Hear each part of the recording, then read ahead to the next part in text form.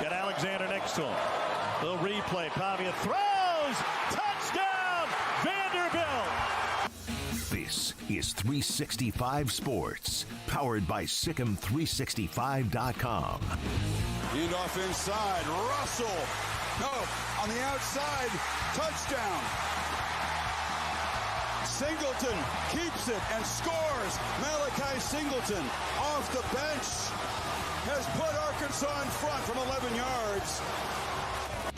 365 Sports is presented by IdealMRI.com. High-quality MRIs for $497 or less. IdealMRI.com. Your health is important, so is your budget. Canes threatening to make it a one-possession game. Ward, a lot of room. He's going to run it. Cam Ward, open area. Touchdown, Miami. 24 yards on the run. 365 Sports is also brought to you by Texas Farm Bureau Insurance, protecting Texans since 1952. Moss to the end zone. Intercepted. Coy Parrish. And the Gophers beat USC 9 seconds away from doing that for the first time since 1955. 365 Sports is turbocharged by Unite Private Networks. Find out more at uniteprivatenetworks.com. Le'Veon Moss, and A&M just keeps rolling. Look at big Le'Veon Moss. He's going to house it to open up the second half. The Aggies can do no wrong today. Now here's David Smoak, Paul Catalina, and Craig Smoak. All right, here we go on this Wednesday. It is October the 9th. This is 365 Sports. We'll take you up until around 6 o'clock, sometimes a little bit before, sometimes a little bit afterwards. We have Hall of Fame football coach Barry Switzer on the show today, Texas OU Week. We'll also hear from former Texas player and radio host, co-host, and Rod Babers. A lot to get to today, and even Devin Gardner from Fox Sports also a part of it. The Big 12 pod, the Bowlesby pod today, and Paul's Top 5, and Josh McQuistion, who covers Oklahoma football. This is 365 Sports. Garrett Ross, Emery Winter, helping to run the mothership, and we appreciate those of you who have already joined us either on Twitter, 365 Sports YT, YouTube, 365 Sports, and also SicEm 365 app. All right, so all my life covering college football, back since November of 81, if I went to a national signing day or we mentioned anything, it was that a player was going to sign what was then called a letter of intent. And that now, Paul, is no more. No, it'll be now an academic aid and revenue sharing contract eventually once that gets finalized. So no longer like the national letter of intent rules changed last year anyway because of the transfer rules, because used to be when you signed a national letter of intent, even if you wanted to get out of it, a day after, you still had to sit out at least a semester, depending on like the length of time that had passed and all these other kind of arbitrary rules that they had. Well, since there's no rules involving that anymore, there's no need for a national letter of intent, and it needs to just be an academic or an athletic aid contract and agreement, and then the revenue sharing deal. So that's what it's going to be now. So signing day, not really that different, but the rules are different. Yeah, I mean, it's an elimination of language that we've been so used to for so long. I mean, it's been around for a really long time.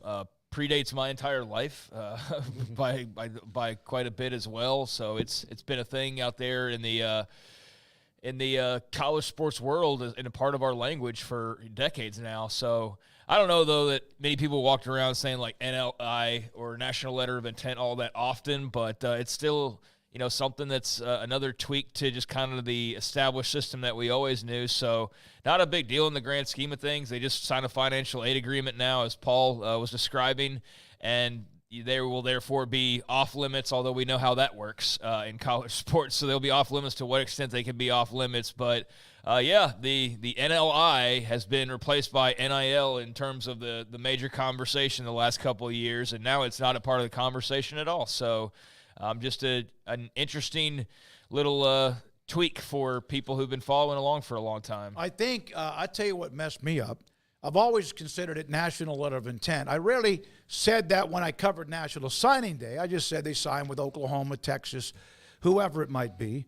But then when NIL got involved and there's NLI, it kind of like for a while took me like when your sight's a little bit fuzzy. So now the national letter of intent is now no longer. It's just a changing of what they call it. You and I would compare it to is when the WWE changed from the WWF, like forever. You just like you had it in your head like it's WWE. Yeah. But yeah, it's kind of like that kind of thing where you just see it and you're like, well, I'm going to watch the WWF. And you're like, you're going to watch Panda Bears or what? Yeah, I think we're finally at a point where that's been eliminated, but it took a really long time for people, much longer than when it was the WWF, and then they dropped the W, and that's what everybody knew for the longest of times. Yeah, there. And then I don't remember exactly when that was, late 90s, early 2000s, when they flipped to WWE, and for the longest time, everybody still called it WWF, and now it's been around so long that it's just the norm. And this is even lesser than that, right? There weren't a lot of people rolling around talking about NLI.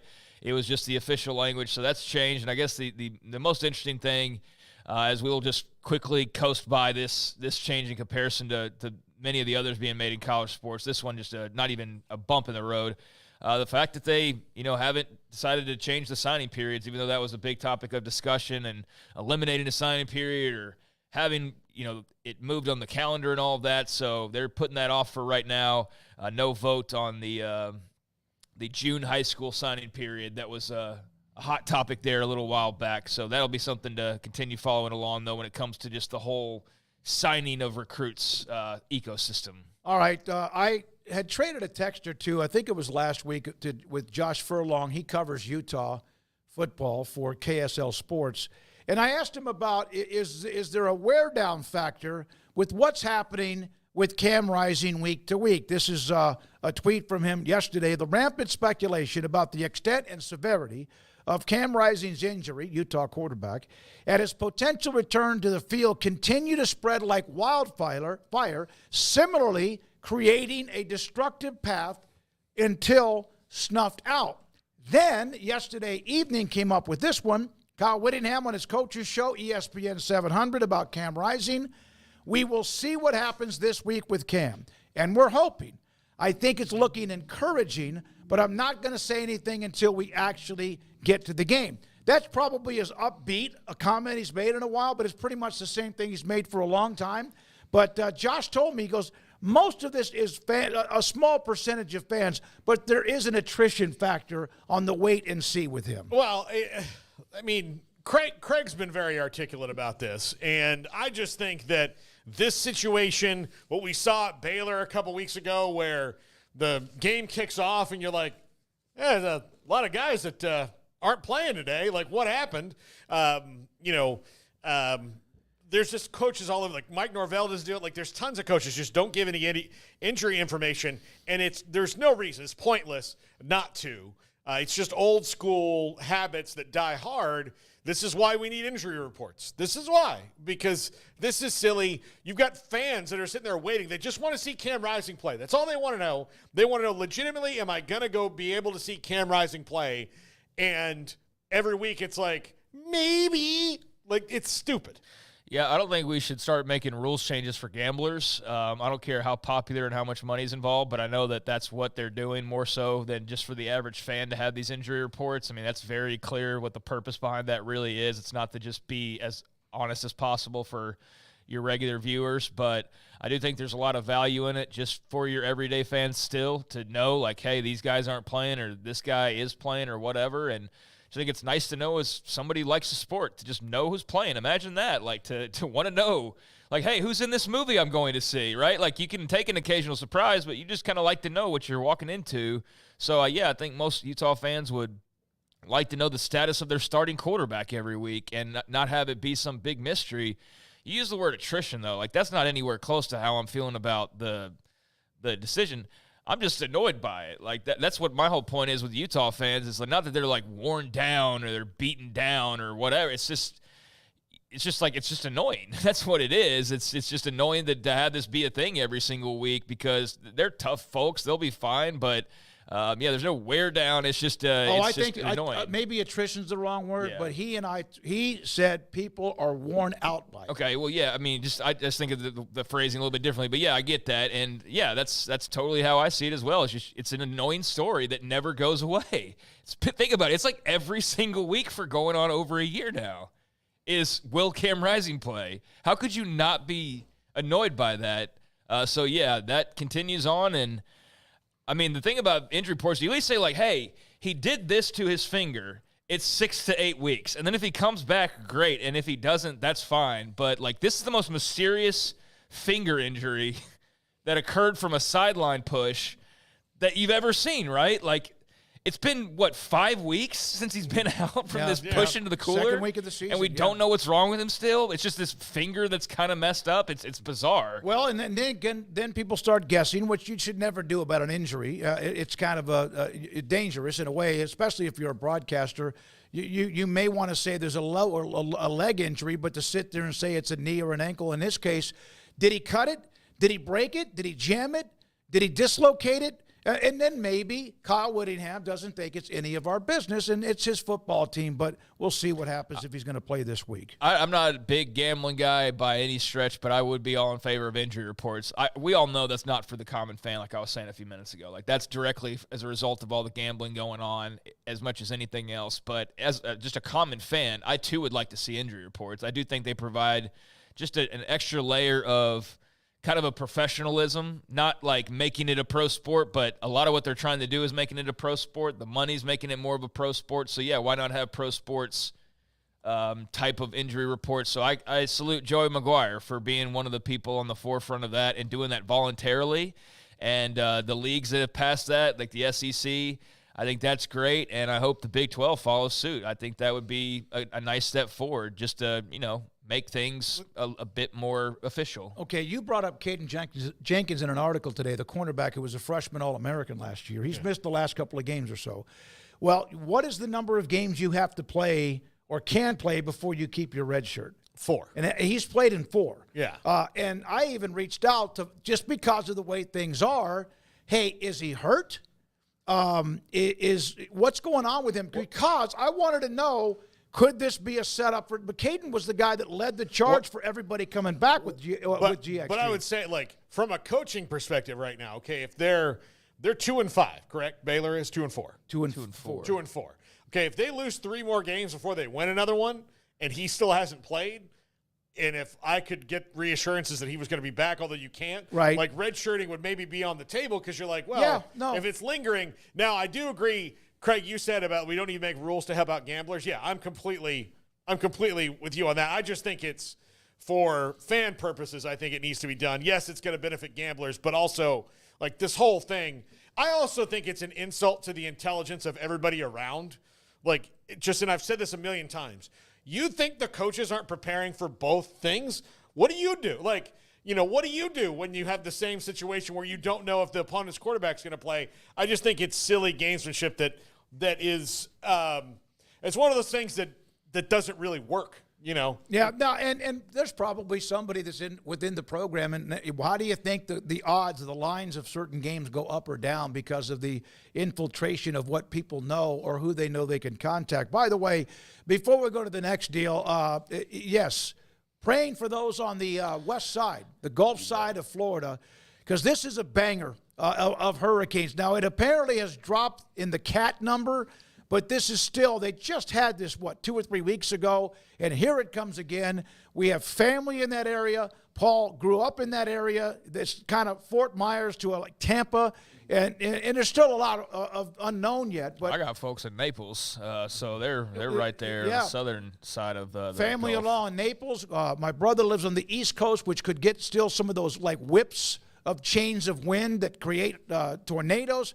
My oldest brother, Michael, and his family drove to Tulsa yesterday to get out of there and said he was able to get there last night. So apparently he left early enough without any kind of traffic. For thoughts and prayers for everybody. This one came from the weirdest direction. Is what really, when I saw that, I said, am I seeing this right? Yeah, it's like it's like boomerang. This. Yeah, it's like it this never right here. ever comes from the Mexico, like the country east, and this one did. And it's weird, and it's big, and it's monstrous, and so good luck to everybody in its path. Yeah, now, I know that UCF canceled all their sports outside of football. I was reading about that yesterday afternoon, that they had pretty much shoved everything to the side, and they're going to play football by ear and just see how the storm comes and goes. But, yeah, I mean, I got people in Tampa, Fort Pierce, Naples. I know Fort Pierce is on the other side, so they're a little bit, easier. But, yeah, I mean, it's all like the tornado mapping and things like that. So all the UCF folks, all just the folks in general down that area, like definitely that best, most positive possible wishes we could send you. We're sending you for sure. All right. Now, Texas OU, 2:30 Saturday at the Cotton Bowl. Texas #1 in the country, and Oklahoma in the top 20 and hanging around in there after the comeback win. The quarterback changed to the freshman and Hawkins and Moore. Who are they? How good are they? You never know with this game, because I would have lost money last year if I would have said that Oklahoma would beat Texas even a year ago, and that was a team that we know Texas played in the semifinals.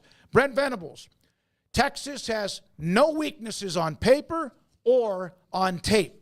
Now, I know that you can say, well, he's playing. No, that's true. I think, there's probably got to be something, but that's Brent Venables. He also went on to say they're playing really, really well. Our guys are excited about the challenge. I can't wait to see what happens. We have seen, even back in the early years of Bob Stoops, year 2, when Texas was, and they were trying to figure themselves out with Mac Brown, and they beat the living crap out of UT like 2 or 3 years in a row. It was like, you just never know in this game, but it does appear, and Barry Switzer talks about the game in a minute, about that Texas to me would be favored. I don't know what the line is, but I'm going to say touchdowns. I would say 10 to 14 points. Yeah. Yeah.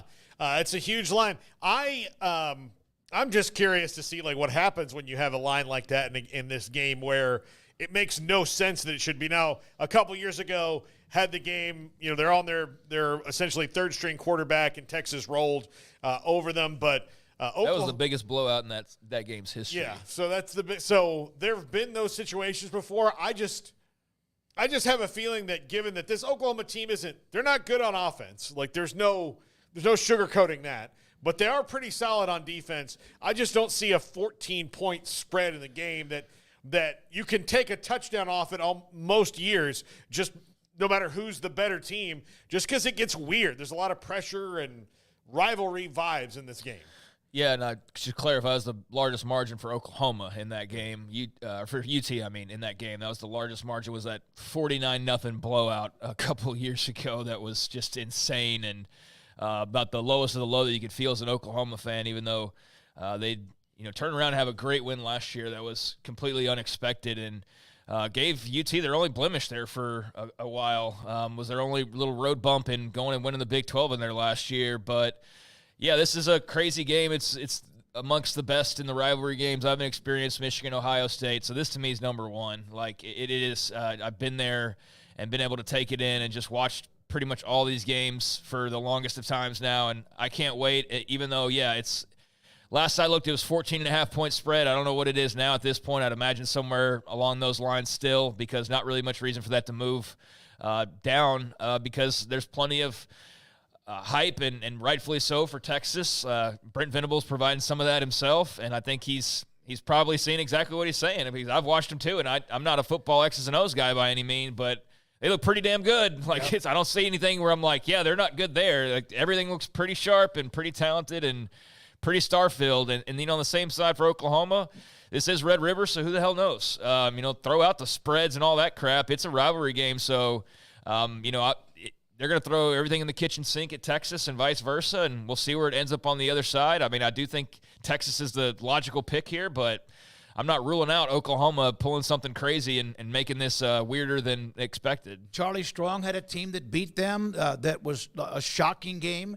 Obviously, last year with Dylan Gabriel throwing that last-second touchdown back and forth, it's been that way. Barry Switzer reminisces about the Texas OU series, and I asked him, was this the game where you had more emotions and meant more one way or the other that you always played each year? And he is coming up in about 15 or 20 minutes. Paxton in the chat room. Last time that Texas was a 14-point favorite was 2005. Vince Young, They won the national title, and they won 45-12. So, yeah, that's part of the history of that. Now, a couple of, oh, by the way, I just got a note. Aaron De La Torre, he's a defensive coordinator at Denton Ryan High School. His son Alex played football at Texas. He's also, he himself played at Stephen F. Austin. He passed away. If you knew Aaron De La Torre, a long-time high school football coach with connections, his son played at UT, and that note just came down. So thoughts and prayers to the De La Torre family. Dave Bartu has this note. 3 teams in the Big 12, top 25 of total team scoring efficiency, offense plus defense through 6 weeks. And then he said, is this where the champion of the conference comes from? And this, of course, includes Iowa State and BYU and Colorado. And another note about Colorado's defense here in just a second. Just like we picked it at the beginning of the year, this was my top 3. I don't know why everybody made fun of me of Iowa State, Colorado, and BYU. I mean, I had it. It wasn't at all Kansas State, Utah, and Kansas. So for the northernmost teams in the conference? No. So Cincinnati would be in that. No, this is it doesn't surprise me that Iowa State is efficient on both sides. It surprises me that BYU is, and it especially surprises me that Colorado is right now. Because one thing I could tell you about their style of watching them last year and then early on this year is it was anything but efficient. It was kind of like, let's see what happens when we, throw this ball over here to this fast guy. Like, there was not a whole lot of, I thought, structure to it, but I've been disproven in the last 3 weeks. They've taken some steps forward, and happy to admit when I'm wrong there. But yeah, this I did not see coming efficiency-wise from 2 of these teams for sure.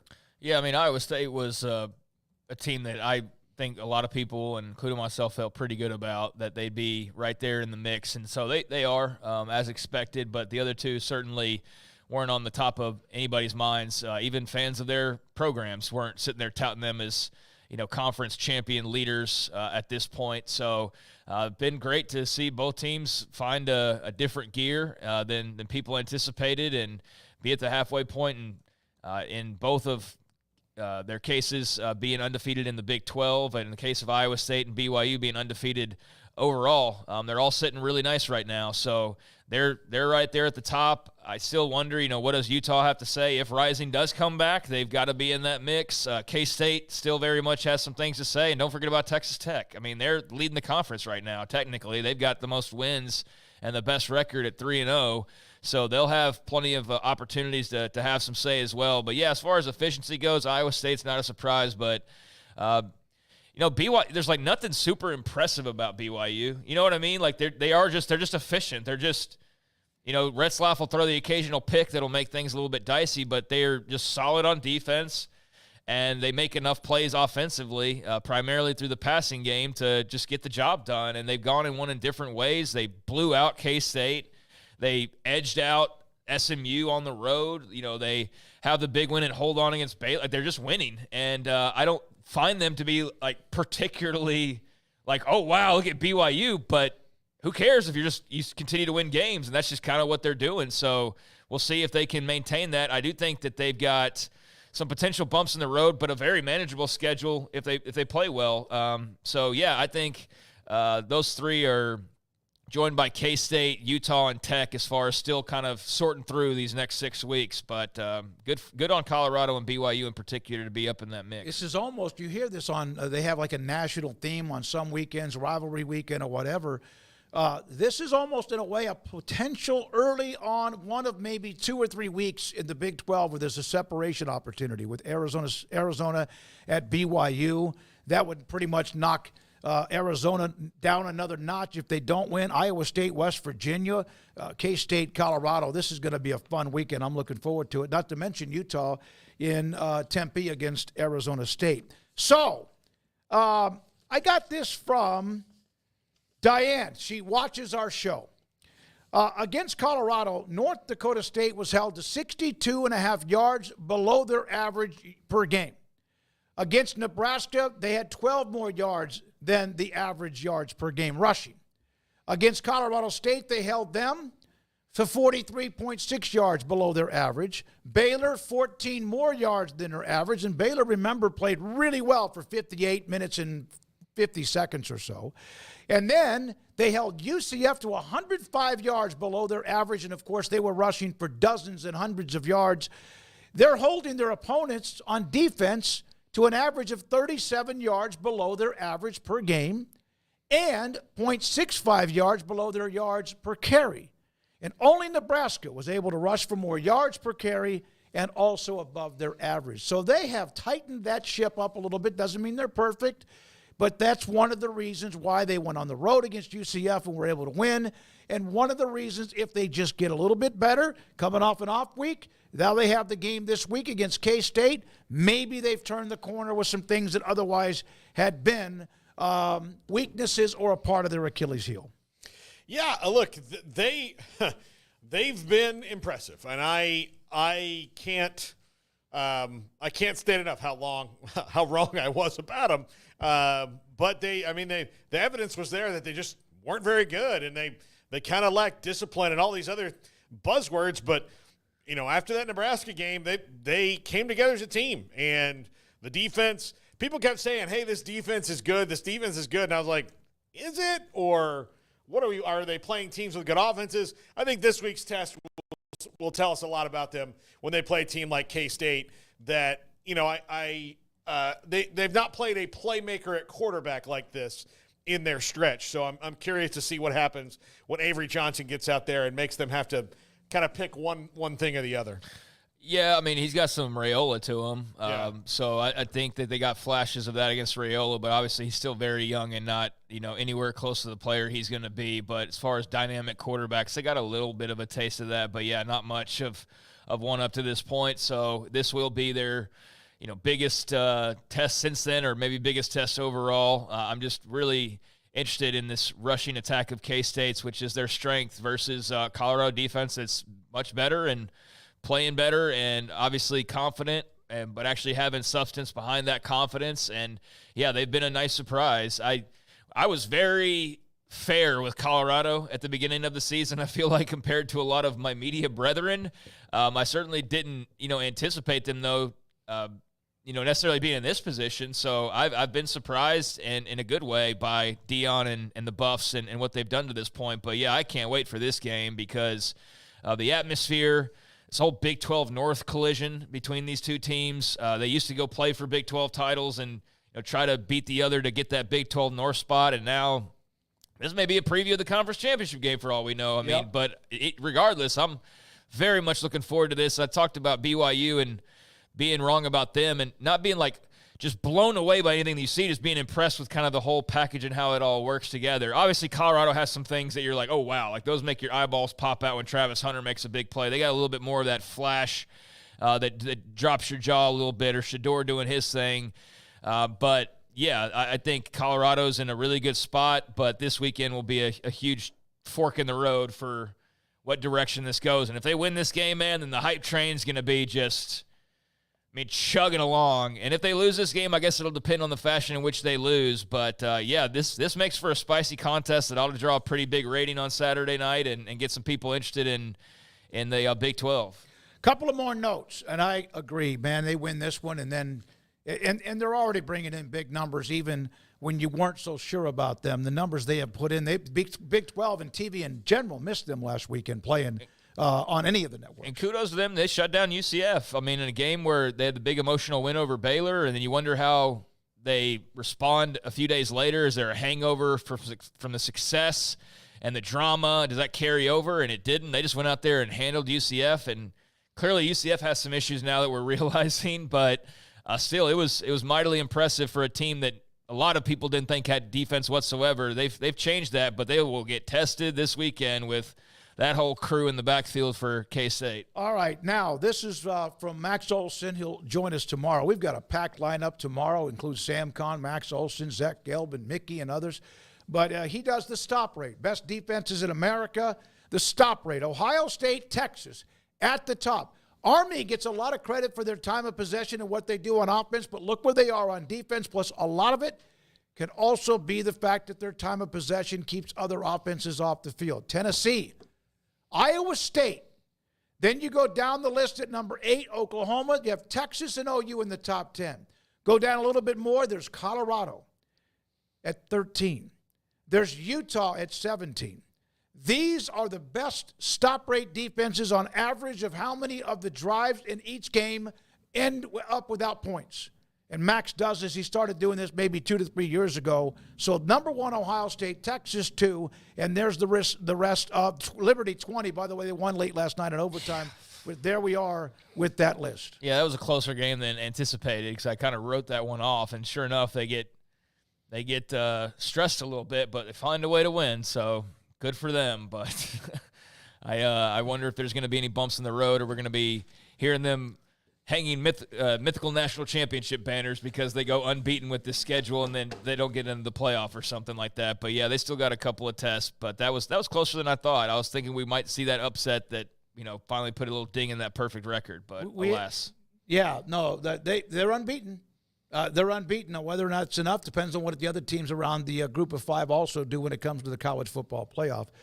Paul, by the way, speaking of a banner with a national championship, even though it's not official, we know UCF had theirs, right? Yeah. Did FSU ever? No. They shouldn't do that. We've won one before. No, that's my point. I can't imagine. And if they do, you'll be upset. I'll be very upset. Yeah, and Liberty would have no leg to stand on because of the schedule that they play. That's the whole thing about them being unbeaten is who they've played, or rather who they've not played compared to a lot of teams. But hey, good for them, and if they go unbeaten in the regular season, it'll be an interesting dilemma for the committee and a unique exercise with the expanded playoff now because, there's more room to include. But, do you reward a weak schedule or how do you do that? It'll all come out in the wash when the records are finalized. But that was a potential hiccup last night that they got past, so congrats to the Flames on that. I will say, though, Caden Salter's been really quiet this year.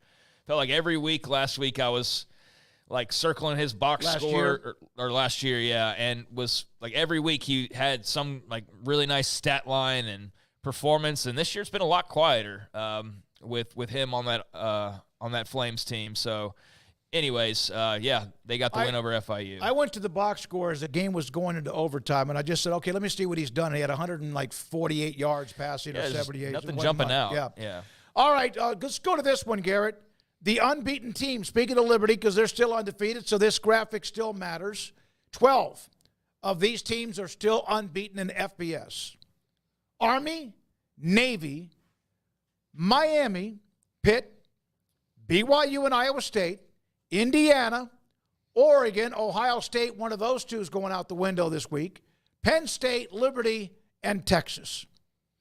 The Army-Navy thing, you guys had that stat a couple of Fridays ago, maybe last Friday, that 1945, the last time they were both 5-0. Mm-hmm. I mean, they're playing good football, too.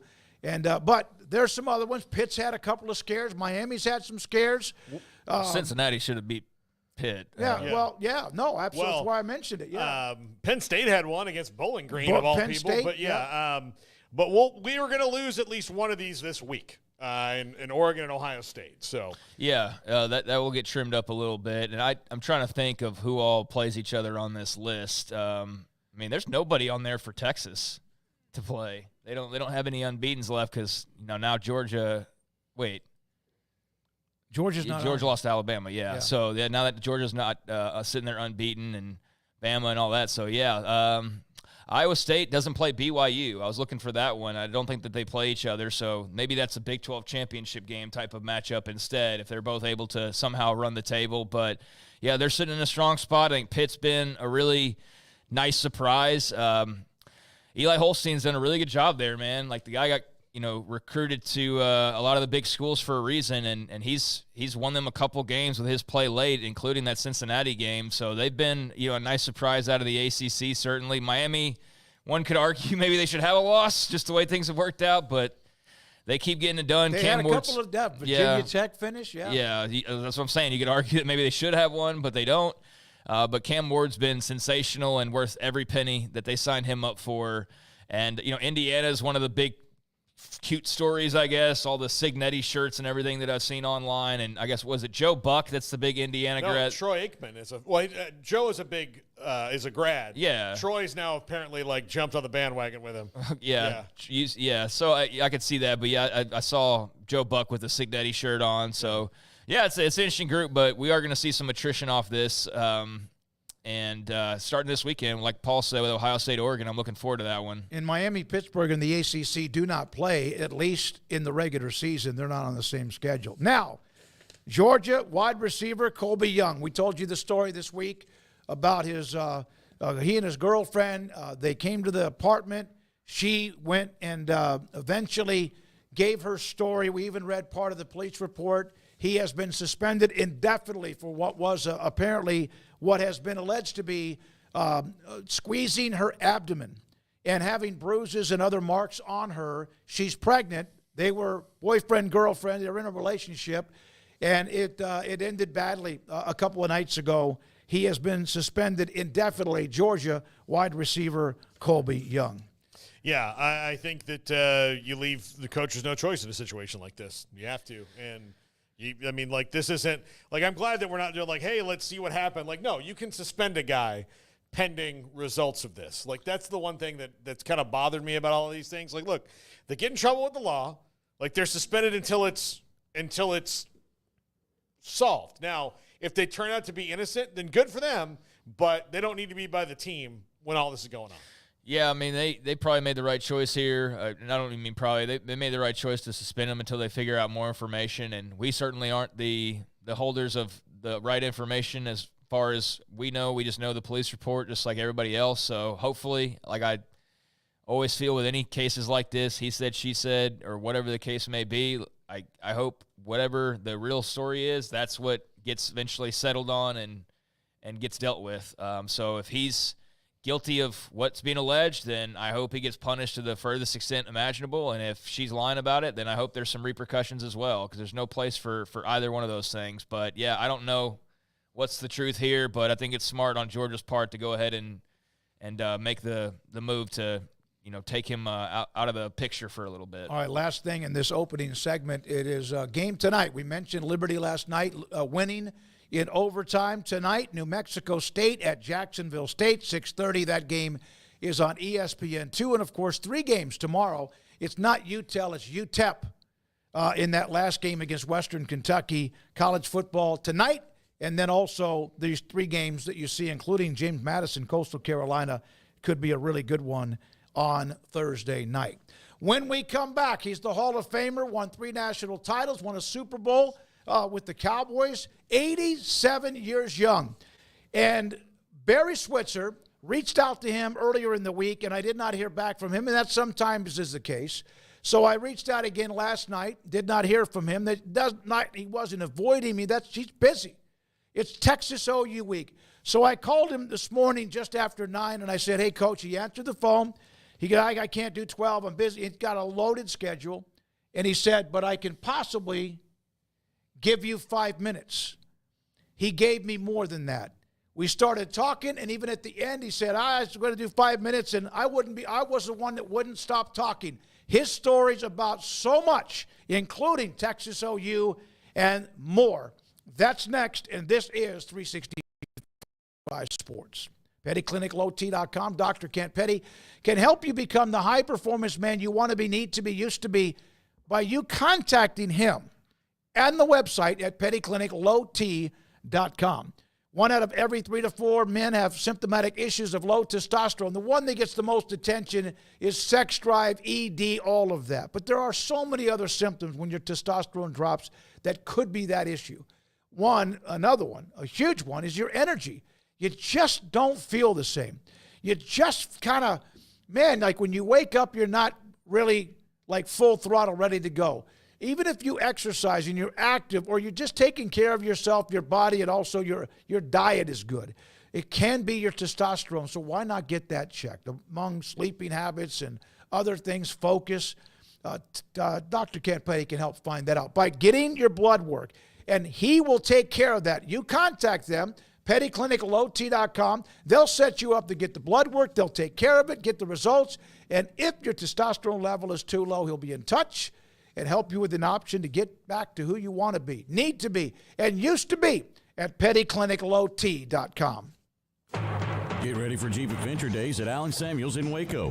Right now, drive away in a brand new Jeep Grand Cherokee 4xe or a Wrangler 4xe with an unbeatable 0% financing for 72 months. Looking for a Wagoneer? We've got you covered with 3.9% for 72 months on all Wagoneers.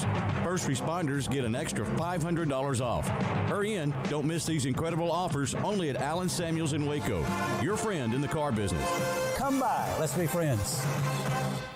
In Texas, there's pea-size hail and baseball-size hail. Guess which one hit our house? We didn't even know where to begin, but we called our Texas Farm Bureau insurance agent, and he was so reassuring. He knew exactly what to do to get our house back into shape and our lives back to normal. Now, we're even more thankful for the roof over our heads. Stop by and see our agents at one of our 3 McLennan County locations.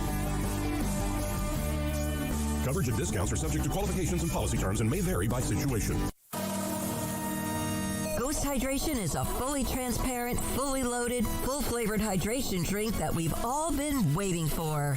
Ghost is caffeine-free with electrolytes, 0 sugar, and low sodium that'll hydrate your body before, during, and after your workout. Consumer loved with authentic flavors, so grab and enjoy a Sour Patch Kids Blue Raspberry and Red Berry, along with the Kiwi Strawberry, Orange Squeeze, or Lemon Lime. Ghost Hydration can truly be used anytime. Remember, it's formulated for sports, but made for life.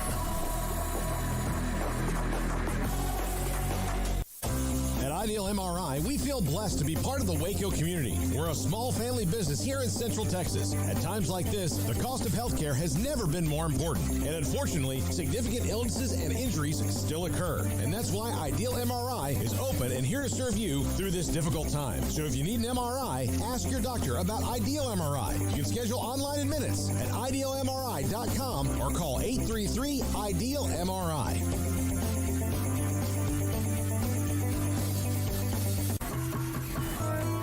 When you work with a bank, you should expect the best of everything. That includes face-to-face personal service and the kind of community banking care that only comes from one neighbor to another. That's exactly what you'll get from the First National Bank of Central Texas, where you will know your banker works just as hard as you do. Once again, that's the First National Bank of Central Texas. Settle for nothing less than the first. Member FDIC.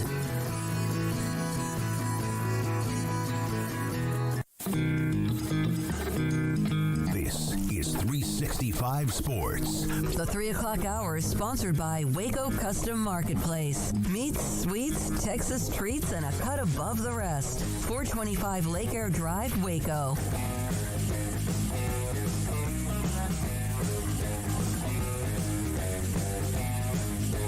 The legend Hall of Famer, Barry Switzer, Oklahoma football coach with me, David Smoak, 365 Sports. Of all the games that you won and played, and you were in many of them, was the emotion of beating or losing to Texas different than the others?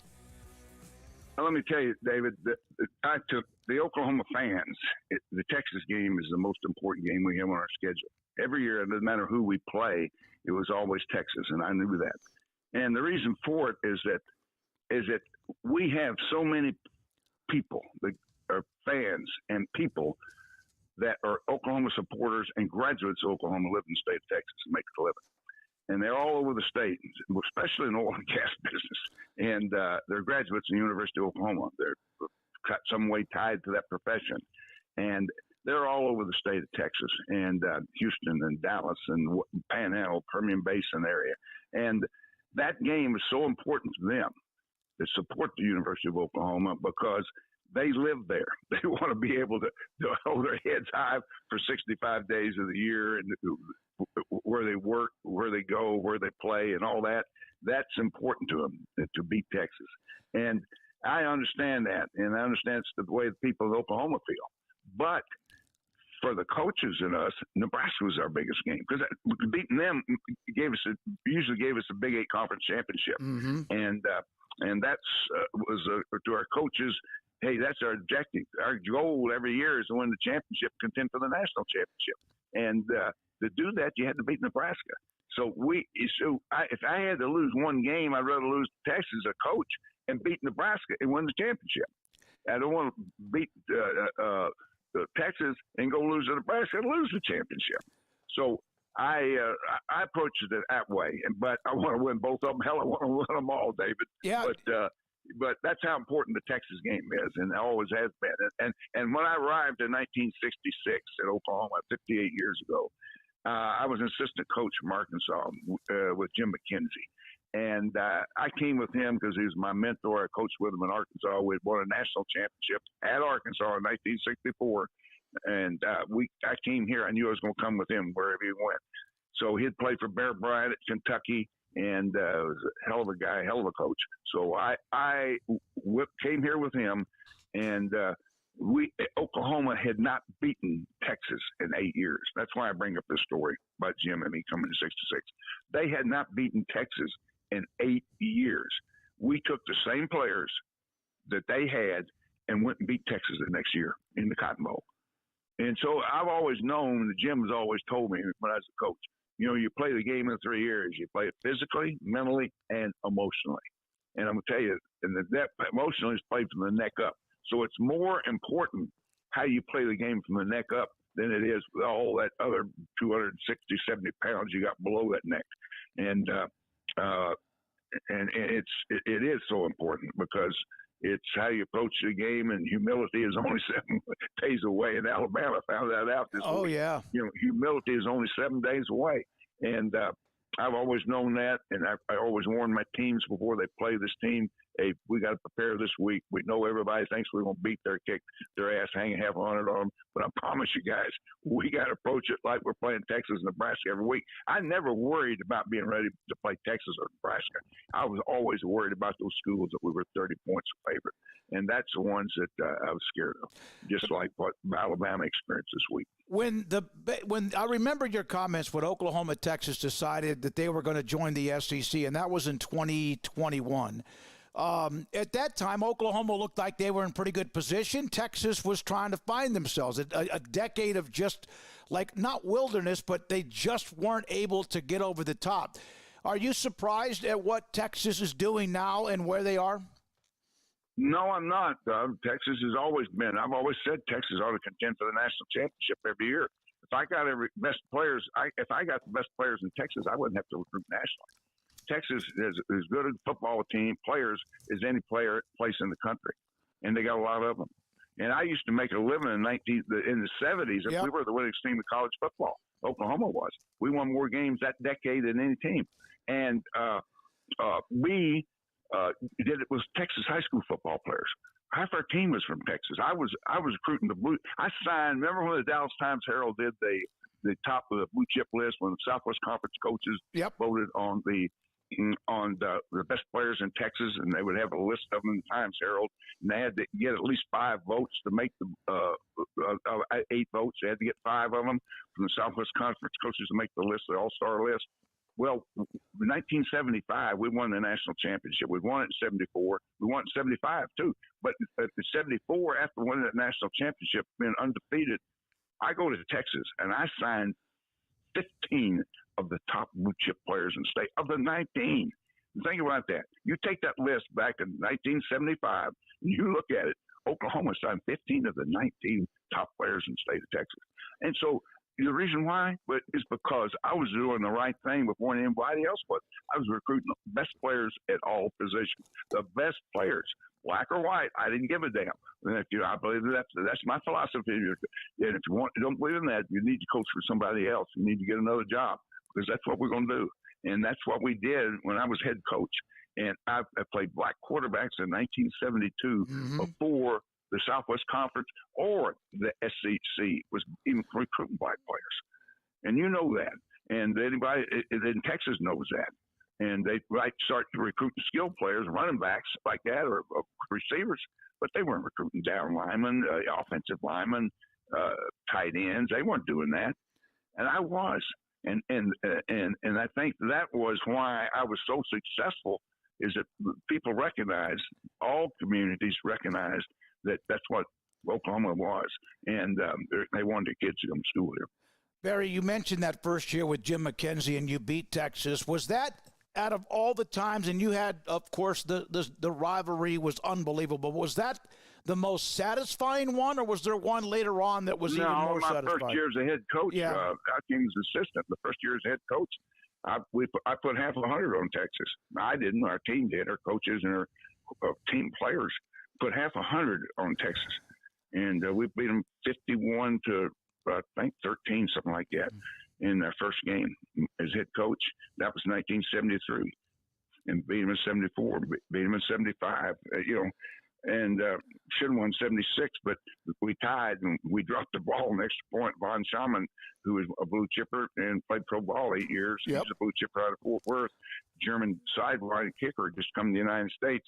He never missed an extra point, and he didn't kick that one because we followed the damn staff. And I know he would have hit it and win 176. So, but anyway, it's just one of those things. But in '84, we got robbed out of the damn game. It upsets me because Keith Stansberry intercepts a pass in the end zone and slides out of bounds in that downpouring rain in '84. And they call him out of bounds. Well, hell yeah, he's out of bounds. He slipped 4 or 5 yards. If they had replay back then, and if they would have said, without a doubt, they'd said, as soon as the referee looked at that, hell yeah, he walked away and said touchdown. And not touchdown, touchback, and we'd taken the ball out to the 20-yard line and dropped a knee, and the game would have been over and we'd won it. But they got one more play, they kicked field goal and tied the game. I've always been upset by that. I was going to bring that up, but I'm glad you did first because I didn't know how you'd react to me bringing it up. Those are the two that bugged me because I should have had the same record against Nebraska as I had against Texas, 11-5. That's what my record should have been, and but that's what we did against Osborne, and what I could have done against Texas. Should have done 11-5. But anyway, that's the way it works. What bounces. If you don't mind, your thoughts about where college football is today. We saw what Vanderbilt did. You brought that up. Arkansas beating Tennessee. It's the rules are different. Everything's changed. Everything has changed. And your thoughts about where college football is today. I'm glad that I'm not coaching today. I can tell you that right away. I'm glad I'm not in this. I don't want any 19-year-old kid walk in my office and say, "Well, you're going to pay me to keep you from getting in the portal." Now, how about that? They either got a damn agent or his parents want them to do it.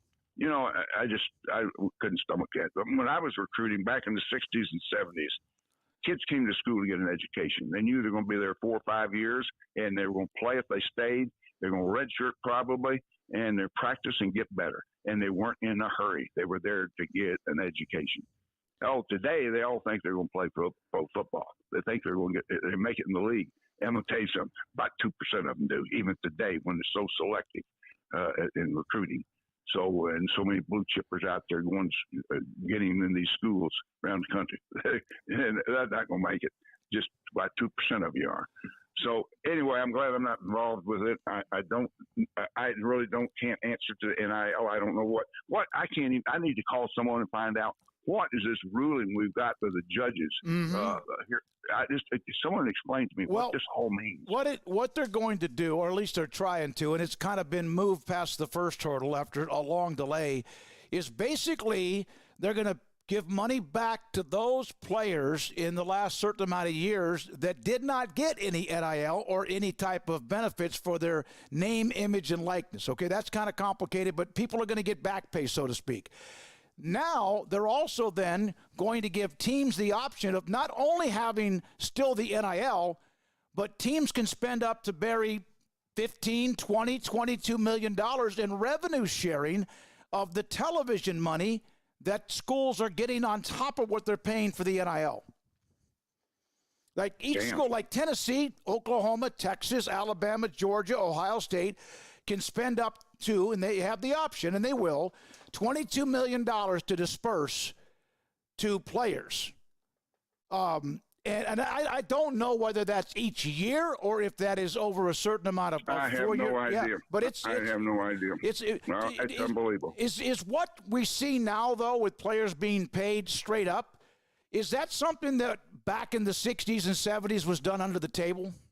You know, when I said what NIL means, people mention this, and I say, you know what NIL means? Now it's legal. Yeah. That's what it stands for. Yeah. Now it's legal. That's what NIL means. Yeah, we did. Some schools did buy players. And Oklahoma, we didn't do it, and and everybody just kind of left-handed compliment. We didn't have to do it because why? We won championships. We're winning national championships. We won 9 straight Big 8 conference championships. We were a dominant football program, and good winning players want to come with good programs, and that's exactly what we were able to sell. And we did that. Once a kid was in my program, I treated him like he was one of my own. If he needed help, I was going to help him. Screw the NCAA.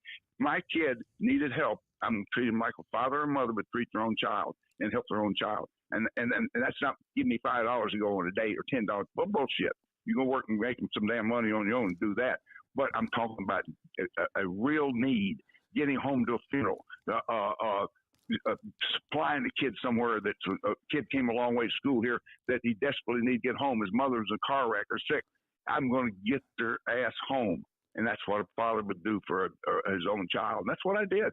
I did that, and I'm up to that. But that didn't give me an up on any other school, because in recruiting, once they're in my family, they came there on their own, and then I'm going to help them once they're there. I did that. I didn't tell them I was going to help them, but that was the way I felt about it. That's the way I just ran my program and will continue to do. And I still, that's the day. That's why I signed 200 or 300 damn Texas the other day on my birthday. I had a birthday. I was 87 years old the other day, and I got for 2 days. I had tried to run every one of them back. Every one of these players that I coached all text me and happy birthday, coach. It was overwhelming to me. And I talked to a lot of them, and a lot of them call me. But coach is a daddy to a player. And when your player needs help or what's he going to do? First thing he does, he's going to call the coach, even if he has a daddy. He's going to call the coach. Yep. And I've had that happen so many times through my years, and I've been out of coaching for a long time, since the '90s, the Cowboys, and it's still with me. When you recruit them, you got them for life. I've always said that, and they prove it too. Yeah, you mentioned that you didn't have to do anything, but people accused Oklahoma or other schools of doing that. What was? Yeah, they always do when you're kicking their ass and you out recruiting them and signing all the players. I out recruited. I promise you. But the coaches, I've been told, assistant coaches at other schools in the Southwest Conference, the head coach would break their home visit if they were following me in there the same night. Because a lot of time back in that time, you'd have a 7 o'clock meeting in the home and have a 9 o'clock meeting in the home if you had 2 players in the same town you're recruiting.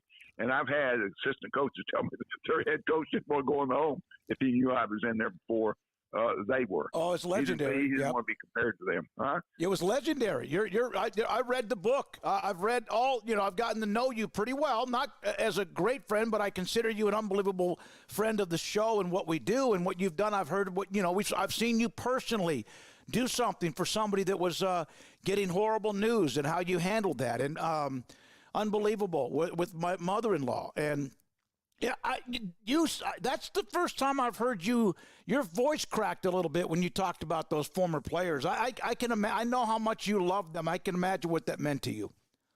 Yep, it's means a lot. They're your family. You got them for life. I promise you.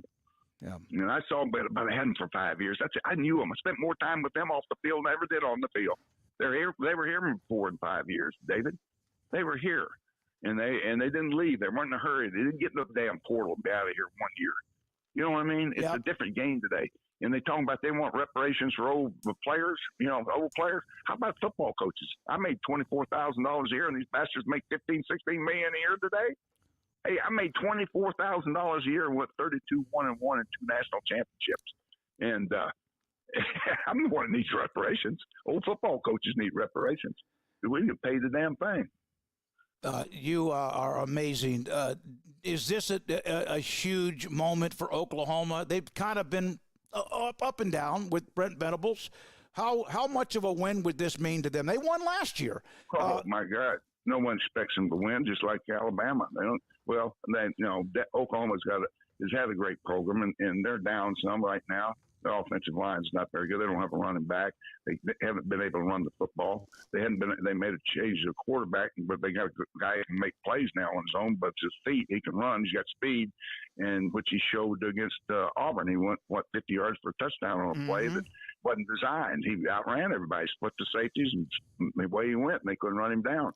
So this is his first game to play since the Auburn game. He started a game away as a true freshman. He's a true freshman.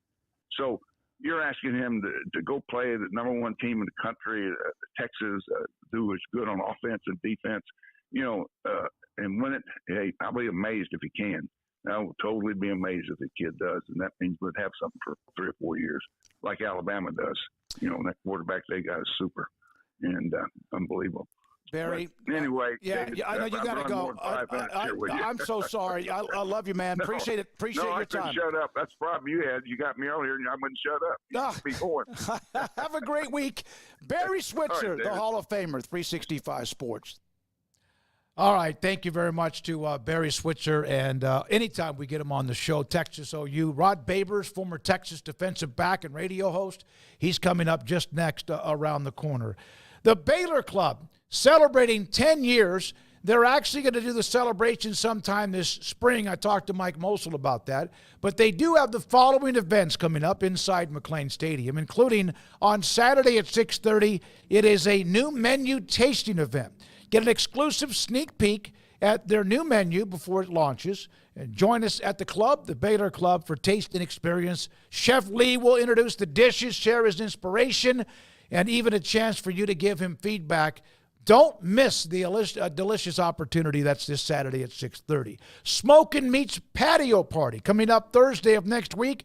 And also on Tuesday the 22nd, Family Pasta Night. That's what they have, events, menus, a chance for you to mingle and network and enjoy fantastic cuisine. The Baylor Club inside McLean Stadium. Memberships available off I-35.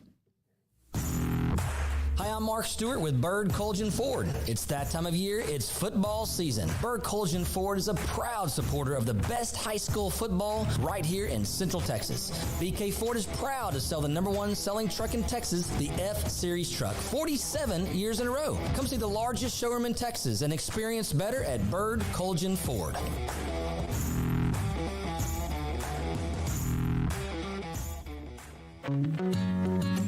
Established in 2007 and independently owned, Alliance Bank Central Texas is committed to helping families and businesses meet their financial goals. From their tellers to their board of directors, they know the importance of superior service and competitive products. Customers have confidence knowing that their financial needs are in good hands. It's your bank, Alliance Bank Central Texas, with 2 Waco locations, 4721 Bosque Boulevard and 191 Archway Drive on Highway 84, and at AllianceBankTexas.com. Member FDIC, an equal housing lender.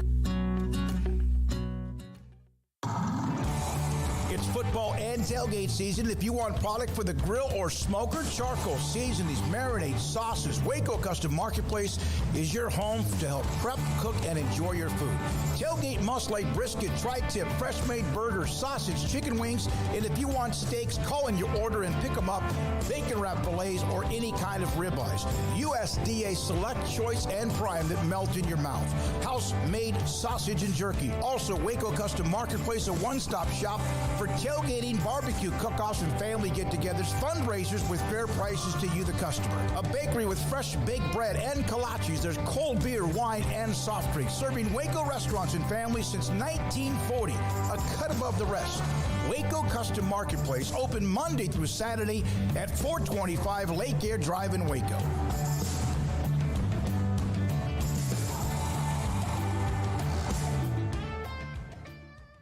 Pizza, burgers, and Bears football. There's no place around Waco that serves them all other than Bubba's 33. Come show your green and gold and enjoy some of Waco's best food and beverages while watching your favorite team, the Bears. When real Bears fans get hungry, Bubba's 33 is the #1 spot for ice-cold drinks, hand-stretched, stone-baked pizzas, and bacon-infused burgers. Join us for indoor or patio dining. Bubba's 33, Waco's restaurant and proud supporter of Baylor Bears football. Sick 'em, Bears! This is 365 Sports. Text us at 254-339-1122. The text line is sponsored by Riverbend's Liquor and Wine, with the most extensive variety of craft beer in Waco. A hidden gem on Lakeshore Drive and 19th Street. Rod Babers, former Texas defensive back, now on the Horn, and also covers UT in many ways, joins us again on 365 Sports. Craig Smoak, Paul Catalina, and David Smoak. Rod, thank you so much for your time. I saw the note from Brent Venables about how that Texas has no weaknesses on paper or on film. Is he playing mind games, or maybe he's right? Maybe he's right. Early on, so far, he's right. Now, the truth is, the offense is a high-powered offense. So I'm going to be nitpicky here. I'll say Texas doesn't have a dominant running game. They've had a lot of injuries at running back.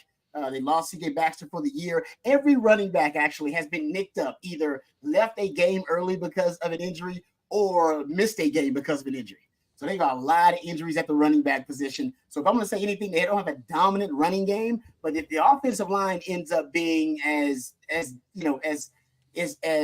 physical as we all anticipate them to be in SEC play, then hopefully that can close the gap on really right now with maybe the only deficiency on offense, which is the fact that I don't know if they can run the ball and impose their will on the ground when they want to. But I don't know if they have to, because the passing game opens up the run. I think the running game this year is just going to complement the passing game. We know that if you look at the early down pass rates, Texas has been close to 60% and close to even to 70% sometimes when Quinn Ewers is in there, because I think Sark understands I got to set the tone with the pass. So if I'm going to look at anything, it would be the Texas running game. And on defense, you're pretty much statistically elite in every statistical category. I would say one thing that they don't do enough of is get a lot of havoc plays and splash plays. And looking at sacks and tackles for loss, they're just starting to get some of those. So maybe the defense doesn't make enough havoc plays, but they are taking away the football, and they are just playing all-around defense at a really, really high level, pretty much a top 10 unit in every major statistical category. So not a lot of weaknesses on this group. Rod, and I'm not knocking Michigan here, but that was not really that much of a challenge for Texas. So there's two ways to look at it. They haven't been challenged yet, so we need to see how they are under duress, or they're just that damn good and can shred teams like that. Yeah. Is this the first time where we get to test that hypothesis before they've got to play Georgia? They've got some of the tougher games on the schedule are all coming up now. I totally agree with you. And that's the offense, I will say, for Texas has been tested. I do believe that Michigan defense is legit. They're going to have three guys from that defense drafted in the first and the second rounds. Wink Martindale is one of the best defensive minds, NFL or college. So I think that was a proper test, especially on the road as well. But if you're talking about the Texas defense, I don't think the Texas defense has been tested yet. The truth is, guys, I'm not sure how much they'll be tested all season long. You go look at even this game, right, coming up against Oklahoma. Oklahoma right now is going through an offensive identity crisis. I'll give you guys a stat. They have 8 plays, all right? 8 pass plays of 20-plus yards this year. That's the Oklahoma offense. 8 pass plays of 20-plus yards. There are 6 teams in college football with fewer pass plays of 20-plus yards, and the Longhorns have played 2 of them, Michigan and ULM. So to your point about them not necessarily being tested, they haven't been tested. But I don't know how many prolific, elite offenses they're going to face so far on the schedule. I think Georgia's the one offense. You got an elite quarterback, and they got elite personnel. But I don't know how prolific they've been this year either. So the truth is, this Texas defense, even though, yes, they performed, and I think they've passed every test so far, a lot of them have been open book tests, if you know what I mean. I don't know if they've had the midterm just yet, and I don't think Oklahoma is going to be able to be formidable enough on offense, potent enough on offense to really test the Texas defense. Truth is, they're triple digits, guys, in almost every major offensive category. Triple digits. We haven't seen an Oklahoma offense this, deficient and subpar in some time. Rod, when it comes to the quarterback position for Texas, obviously it's been the Arch Manning show. I'd love your thoughts on, I'm sure you've talked quite a bit about that the last few weeks, but Quinn looks like he's going to be back on track. Just what are your thoughts on a very healthy room and kind of the dynamic now that we've seen a little bit of both? Yeah, it makes me smile. I'm giddy, like Longhorn fans are. When they think about this quarterback room, it's crazy, right? We all were praying that Quinn could, make it through an entire season without getting hurt. He hadn't done that since his sophomore year of high school. But the history would tell you, based on his history and the history at the University of Texas, that you were going to need your backup quarterback at some point in the season, just hoping it wasn't for a long, extended period of time. But, of course, Arch comes in there, gets in his second start, guys. Pro Football Focus grades him as the highest graded quarterback in the country for that week against Mississippi State. Unbelievable. And right now, I believe still he is graded right now at his 90.4 grade. He's the seventh highest graded quarterback in the country. So essentially, Texas got two top 10 quarterbacks in their room right now. And the leap that he took, the leap of improvement from start one to start two, guys, just shows you he's a prodigy. There's just no doubt about it. I mean, the poise in the pocket, you can tell the situational awareness with the young man, the touch. And what I like about his game is him and Quinn are very different. Quinn likes to get in rhythm, short underneath throws. He's an assassin with the short intermediate game, but he doesn't throw the ball deep very often. I think he's got 7 20-plus yard passes on the season. Arch, like ladies, they say chicks dig the long ball. Arch does too. He loves the long ball. He's got 16 deep passes, completed 8 on the season. And when he came in, guys, his first start, he had 10 deep balls in his first start. They curtailed it a little bit in his second start, but he likes the deep ball, prefers to get deeper into progressions. So Longhorn fans are really giddy about what the future holds with Arch Manning, no question. That was like Hollywood, man. Like that means the debut and just everything that's happened. You have to pinch yourself to think that it's real, to know that it's actually real life. The way it almost feels scripted, right? Yeah, I mean, he's a Manning. He's a mobile Manning. I mean, so you talk about all the DNA and the genetics of the Manning, and the first family of football quarterback is their family business, and yet this is one that can actually run. Got up to 20.7 miles per hour. That doesn't even seem fair. So you may be looking at potentially the most athletic of the Mannings. I mean, he's kind of a throwback, by the way, a throwback to Archie, because some people keep telling me, hey, Archie was really athletic like that, but Archie was before my time. So maybe one of the more athletic, mobile Mannings of that group. And I'm with you. I think Longhorn fans are really lucky. This is all about Sark, guys. Sark, Texas fans have experienced quarterback hell before. Right? They were in quarterback hell and quarterback purgatory, but Sark has stockpiled that room with a ton of talent. I mean, look, you got guys across the country now starting for other programs like Malik Murphy, like Hudson Card, who are in this program. And now he's developing a reputation where quarterbacks want to stay and help Sark stabilize the quarterback position. Malik Murphy, he could have left a year earlier, but decided he wanted to stay and learn from Sark, and he wanted to compete in the best quarterback room in the country. And Arch Manning decided, no, I want to stay and wait my turn here at Texas, which even me, guys, I'm a Longhorn fan. Nobody expected that. We were all shocked by it when Quinn came back, and he still wanted to wait his turn. And then, you have, other guys that I think now they want to go into this room. There's something about this quarterback room they want to be a part of it. And Sark can create the pipeline. Quinn gets drafted, in the first round, then an Arch. And I think you're going to be able to continue to do something unique that these days where most teams, I think this is just the way of the world now. Most programs can't keep 2 blue chip quarterbacks because the one that's not playing inevitably will leave and transfer. Texas can be one of the outliers and the exception to the rule where they can keep multiple blue chip quarterbacks, not only because NIL they can afford to pay them, let's be honest, but also because they want to learn from Sark and they see the benefits of learning from him. Even if they don't end up starting at Texas like Malik Murphy and Hudson Card, they can go elsewhere and still take those lessons and take that Steve Sarkisian stamp of approval, like what Lincoln Riley has, right? Everybody wants to be a Lincoln Riley coach quarterback, and Sark has a similar reputation to Lincoln in terms of his quarterback guru skills. Rod, what Sarkisian's done, we know that even during that, almost a decade of wandering Texas football, struggling with after Max last year or two, and then the Charlie Strong and the Herman, even though there was some success here and there, it's like he's eliminated anything of entitlement. He's eliminated anyone who thinks because who they are, they don't have to do other things because of who they are. That's not easy to do. You can say it. It's one thing to get all the players on board. Is that perhaps his most impressive thing he's done? I agree with you. The culture, right? We hear them talk about it, and you hear that word all the time in every program. But for Texas, Sark really believes that it helps them win games. A prime example is Jaden Blue. Jaden Blue going into the Mississippi State game, guys. Jaden Blue, the running back, was second on the team in targets and leading the team in rush attempts. He was essentially an offensive catalyst. Goes to the Mississippi State game. He has 2 fumbles in that game. and Sark pulls him, and we don't see him the rest of the game. Essentially benched him. And I think the lesson is for everybody, accountability. No one man is above accountability in this program. Even if you are a star player, even if you are the catalyst for the offense, if you're not out there executing, we've stocked this roster, right? We stockpiled this roster with a ton of talent.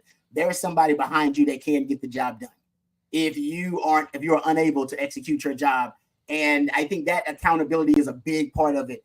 And also, I just think that, Sark has done a great job of stockpiling the roster with so much talent. This was the case back when I was playing, where the practices should be just as competitive, if not more competitive, than every game you play in. And that roster right now, guys, it's one of the top 5 to 10 most talented rosters in the country, no question. And the only games where you'll play teams that have like talent to you should be that Michigan game, maybe the Georgia game coming up, Oklahoma, of course, those types of games, and maybe the Aggies.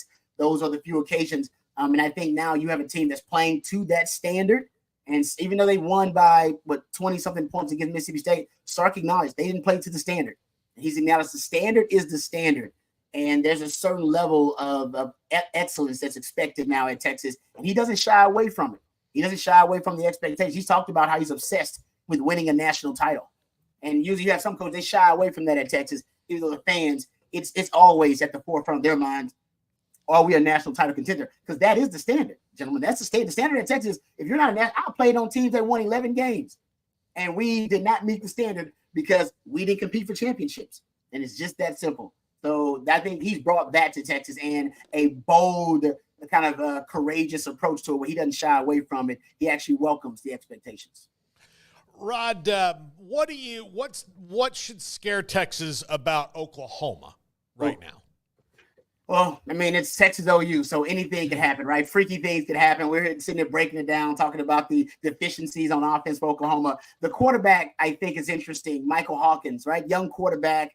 I just talked about the improvement we saw from Arch Manning from start 1 to start 2. What's his improvement from, his first start to his second start? Also a young man who's got the bye week, right? Had the bye week to work on some things. He's a dynamic player at the quarterback position. So who knows? He may be able to go out there and have the game of his life. Not enough film on Texas to really do a deep dive, thorough breakdown and scouting report of the young man. So that is that's an uncertainty. That's something that potentially could be a problem if he plays at a high level or takes a huge leap of improvement. I think something else that just concerns me overall is just the defense of Oklahoma, right? That defense is opportunistic. That's one thing that can turn this game is turnovers. And that's why Texas lost the game last year, right? It was turnovers, especially in critical moments, down in the red zone, turnovers early in the game, interceptions, forced to fumble in that contest. This Oklahoma defense might be the most opportunistic in the country. They're top 5 in takeaways. They make a lot of splash plays, havoc plays defense. They're top 10 in sacks, top 15 in tackles for loss. So that to me could be the ultimate X factor. That defense is able to make those splash plays against Texas, force negative plays, get to Quinn Ewers early and often. We know he's coming back from the abdominal strain. Who knows? They can knock around Quinn Ewers a little bit early, force him, a rusty Quinn Ewers potentially, into making some mistakes early. That'll keep them in this game. So that's what worries me, is that opportunistic defense and the uncertainty. We just don't really know enough about this young man at quarterback.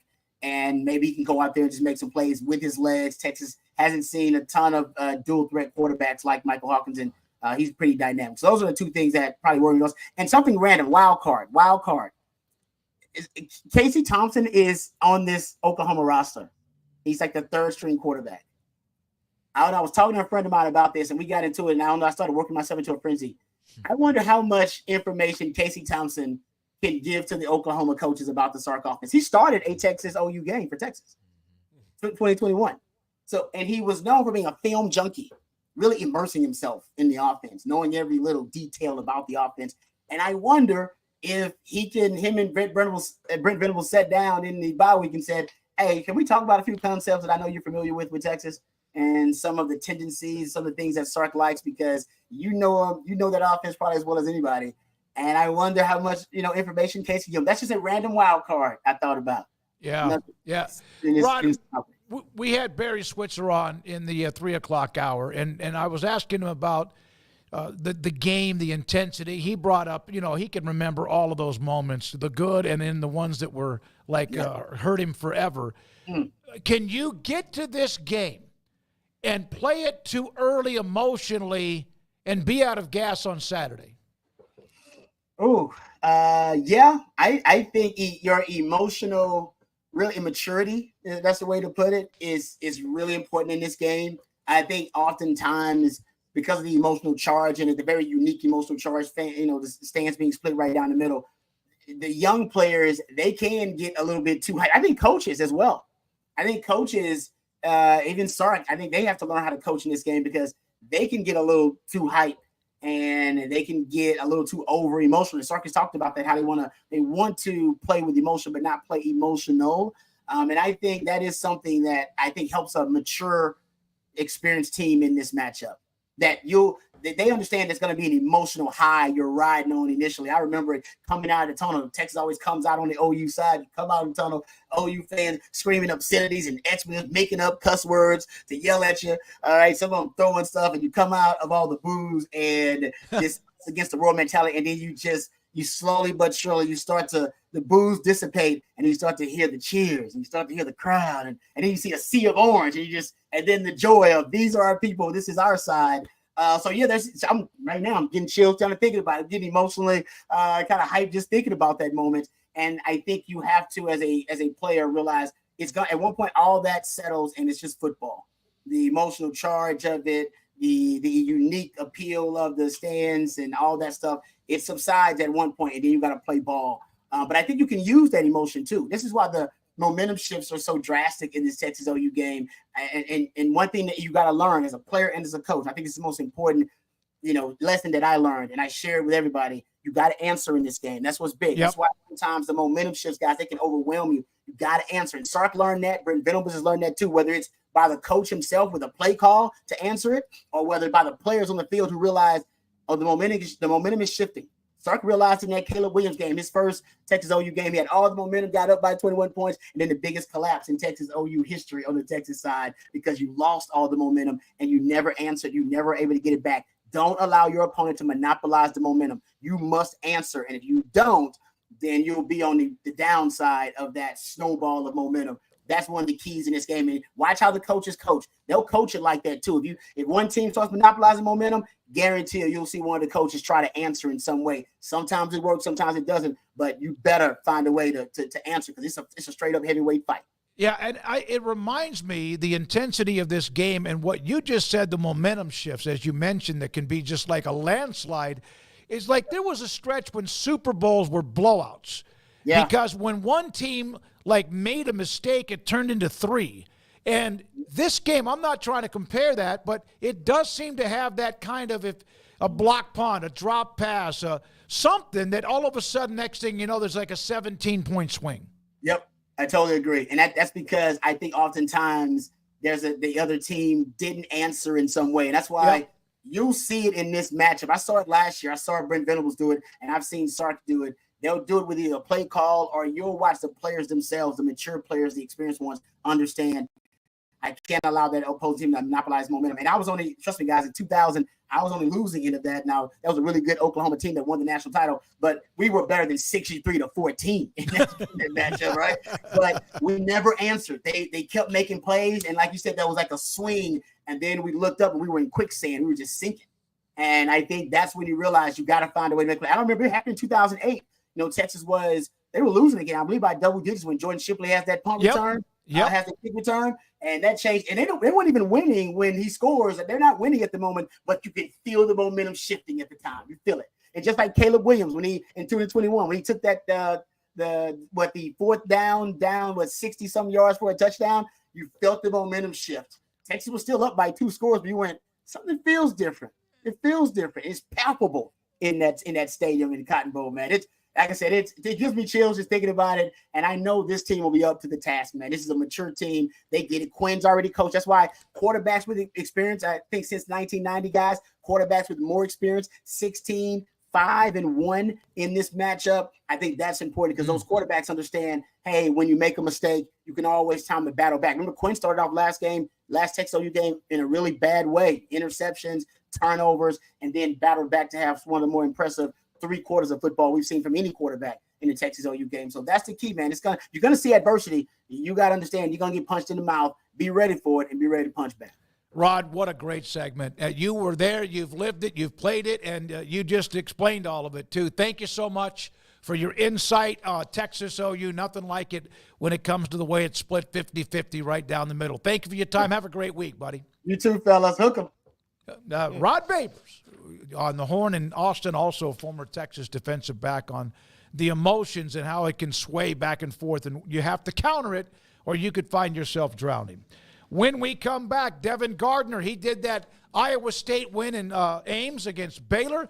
He played at Michigan. All of that and more. We'll get some of his feedback on college football from what he has seen on the broadcast with Tim Brando and Fox. That's next, and this is 365 Sports. TexasBeefHouse.com. Yet another auction coming up at the end of this week on Friday and Saturday, TexasBeefHouse.com. And what they've been doing with these auctions is just fantastic, because you get to buy whatever beef you want, whether it's a roast, any kind of steak, Wagyu or Angus, and even hamburger patties, hamburger ground beef, and more. And Flank Steaks is another one. You get to decide how much you want to pay for it, whether it's meat for you to have fajitas, for you to have steaks on the grill, or I even used one of their Wagyu roasts the other day, and I really, really enjoyed it. Slow cooked it in a crock pot, and it was fantastic with potatoes and carrots, onions, and much, much more. You decide how much you want to pay for steaks, not whatever is on the sticker when you walk in a door of any kind of a grocery store. TexasBeefHouse.com. From the Duvall family, farm-raised Texas Wagyu Angus cattle. The ranch is amazing, and they have an auction coming up early on Friday through Saturday evening. TexasBeefHouse.com. Don't forget, 365 Sports will get you $25 off your first $100 order. TexasBeefHouse.com. Announcing Genco's Car Hugger Special. Right now, refinance your auto loan at Genco and get 3 months of no car payments. Plus, your loan will be automatically entered for a chance to win your next 3 car payments on us. Enjoy 5.19% for 48 months and then skip your payments until 2025. Subject to credit approval and membership eligibility. For more information, go to GencoFCU.org. Member NCUA.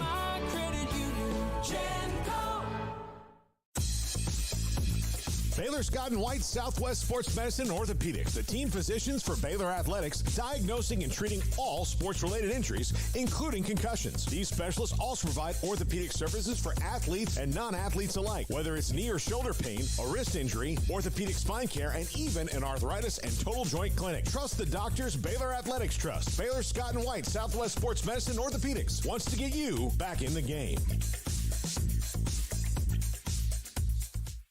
Ready to take your business to the next level? Carrion Solutions has got you covered. We deliver world-class IT consulting, including Quest On Demand and Migration Manager, M365 and Exchange migrations, Active Directory assessments, security hardening, and Windows Server upgrades. Our experts specialize in consulting, monitoring, support, and managed IT services. We promise vision, professionalism, and unbeatable value. Satisfaction guaranteed. If you're not happy, we make it right. Remember the name Carrion Solutions. For more info, email sales@carrionsolutions.com or visit carrionsolutions.com. That's CARRION solutions.com. Carrion Solutions IT success guaranteed.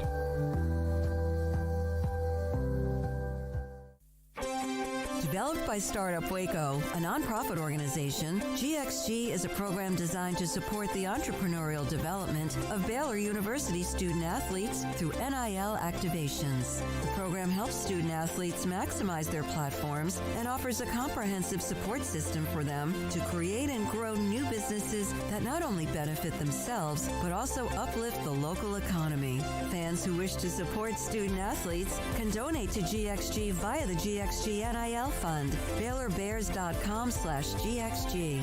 Contributions to support NIL activations through GXG can be made at BaylorBears.com/GXG. For more information, follow @GXG_GreenXGold on social media and visit the official website www.gxg.startupwaco.com. GXG, empowering student-athlete entrepreneurship and uplifting the local economy through NIL NIL activations. This is 365 Sports, powered by Sikkim365.com. The 4 o'clock hour is sponsored by Boozer's Jewelers, the wedding ring store, specializing in custom jewelry and repair, all in-house. Now here's David Smoak, Paul Catalina, and Craig Smoak. Devin Gardner, Fox Sports, former Michigan quarterback, will join us in the next segment as he is in, he's got a game this week, obviously, with the West Virginia game in Iowa State. He just did Iowa State with Tim Brando in Ames last week, so they're in the middle of a meeting with the West Virginia coaches, so we'll move him back to the next segment, and we will do what we call the Bowlsby Pod. Big 12, the 4 schools that joined the Big 12 when, obviously, the Texas-Oklahoma news broke, and we will start the Bowlsby Pod. I think we ought to start with BYU. Well, they're undefeated. They're really tough on defense. Their offense gets the job done, and they just keep making it happen. They have a tremendous amount of faith in themselves, and they don't seem to get rattled. Teams take on the personality of their coach, and this one's really adapted Kalani Sitake really well. I think Jake Retzlaff, who wasn't the quarterback until the very end of fall camp, has been good for them, and I continue to be impressed with them week in and week out about the way that they play and their style and how confident they are. Yeah, I haven't really been super impressed with anything necessarily, just the total package, but nothing just jumps off the page. I guess if something did, it would be the defense. But offensively, they just managed to make the big plays here and there to give them enough of an ammunition box on that side of things to be able to give the defense a little bit of help, make a special teams play here and there. But yeah, Retzlaff's done a good job. He has the occasional pick that's frustrating, but they've really just won with defense and solid play in other areas. But I don't know, I don't want to sound like I'm picking on them, but I don't think they're great. You know what I mean? But they've just won games, and the schedule, the way it looks ahead, there's a lot of winnable games on there too. You could look up and BYU goes from being 14th in the preseason and winning 10 games this year. I mean, it's very much within reason. Now, they started off pretty well last year and cratered. So, we'll see. 5-0, yeah. We'll see, how it tracks the rest of the way. But I do think that they've got a really good thing going on. The culture's in a really good spot. They got big noon kickoff there this weekend. And I think that makes for just a more exciting atmosphere and a lot of fun there. And I expect them to win this weekend against Arizona. Arizona's kind of a crapshoot of a team, but I think BYU's got the defense to kind of contain McMillan and company, and I think they've got enough offensively to give Arizona problems as well. They got to get a run game going, though. That's the big thing that we haven't seen from BYU is a lack of run game. If they can get that going, then they'd really be in business because that's about the only thing missing at this point. But Arizona's going to test that defense with McMillan. I mean, they're going to stretch the field with him, and so I'm very curious to see, how BYU defends them. In a lot of these BYU games this year, you've heard coaches after the fact talk about the ability of Kalani Sitake's staff to kind of throw some curveballs their way, and I think coaching's been a big part of BYU's success this year, looking at the defense in particular. So, yeah, they're a good team. They're in a good spot. They win this weekend, man. I mean, it's party time because they'd be sitting at 6-0 and right there on the top of the standings. They host Arizona. Fox, again, the big noon kickoff will be there for that. Fox 3 o'clock kickoff against Arizona. We're going to pause for a second and get back to the rest of the Bowlsby Pod because, Devin Gardner, Fox Sports, former Michigan quarterback, joins us. Hey, man, how you doing? I know you've been in meetings. Appreciate your time. Yeah. How's everybody doing, man? Appreciate you guys having me on. Meetings are very extensive here late in the year. Teams are kind of figuring out who they are, and coaches want to let you know it's not supposed to be this way. It's really that way. What you're seeing is not who we are. So, but it's all fun, and I'm so happy to have college football back. As usual, the Big 12 is you just never know. There's some teams you kind of know, and then We were just talking about BYU, Iowa Yeah. State. You saw them in person last week, and you get them again.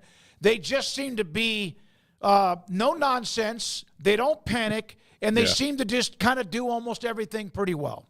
Yeah, the one thing you see when you watch Iowa State, and this is, when they're not as good as they are right now, is they don't flinch, man. It was some stuff that went on in that game that you see where you get your cornerback getting multiple pass interference calls. You lose both your interior defensive linemen. You're playing Josh Allen on the other side, in Baylor's quarterback. It was a perfect storm and a perfect opportunity to say, okay, we'll just have one loss this year and maybe try to pick it up again next weekend. They didn't flinch, man. Their cornerback, Miles Purchase, after so many pass interference calls, stood tall after being picked on. It was very impressive to see. Obviously, Rocco Beck played well, and their running back, Jalen Jackson, a running back that many people, I don't think they saw coming because of Abu Sama and how talented he is. But in my opinion, Jalen Jackson is the back that's best suited for the way that their offensive line has played. And then their offensive line responded after not being as good as you think they want to be throughout the year, in particular at the inside positions, the guard positions. They were significantly better on Saturday, and it was really impressive to watch. And a lot of credit goes to Baylor as well, man. Baylor played a really good football game to a point, but then had some of those unforced errors that kind of put them behind the ball. But Iowa State, I think they're a real football team, and I think they're going to surprise a lot of people as the year continues. Devin, what were your thoughts on Baylor? You watched them last year, you watched them this year, and they are certainly doing things better this year. But they're still not winning. They don't really have any dogs on the team, and their coaching staff is kind of up against the gun here. What were your thoughts after watching that game? Man, it's so unfortunate just because that's a good football team in my opinion. I think that, and I said in our open to the game that as much as you are who your record says you are, I just truly think that's not indicative of who they are. They're a good football team, but the ball has bounced the wrong way in a number of occasions. Like, for example, in the game, the interception that Sawyer Robertson throws. Throughout this game, he is playing lights out. Like I said, Josh Allen showed up for Baylor, right? And he's unstoppable. And it's fourth down, and he's running around. He's doing the things he had done all game. And then he tries to throw a ball to the back of the end zone when he had almost 25 yards, I would say, maybe even get in the end zone when he can run and get the first down. And, even before that, you get a touchdown, right? You go up, I think it was 14 or whatever the score was. You score 2 touchdowns, and then you get a personal foul penalty, right? So it's a success on the kickoff, and then you kick the ball out of bounds, and you give Iowa State team who, in my opinion, could have crumbled because it looked like they couldn't stop Baylor and they couldn't really get on their good foot on offense, but you give them the ball at the 50-yard line, right? So things like that, I feel like has gotten in the way of Baylor having the ultimate successes they want to have. And there are a few plays here, a few plays there from that being a different game, and for other games being a different game, right? Think about the BYU game that you talk about. They demolished BYU for the 3 quarters. That first quarter, they score a touchdown, and then you throw a pick that is not Sawyer Robinson's fault. It bounces off the helmet. They intercepted on the very first play. So now you're off the bus. You're down 14, and they battle all the way back. So my key for them in the game was to win the first quarter because the rest of the quarters, they're outstanding, right? They're losing 45-10 before Saturday in the first quarter and winning the games 61-50 for the rest of the 3 quarters, right?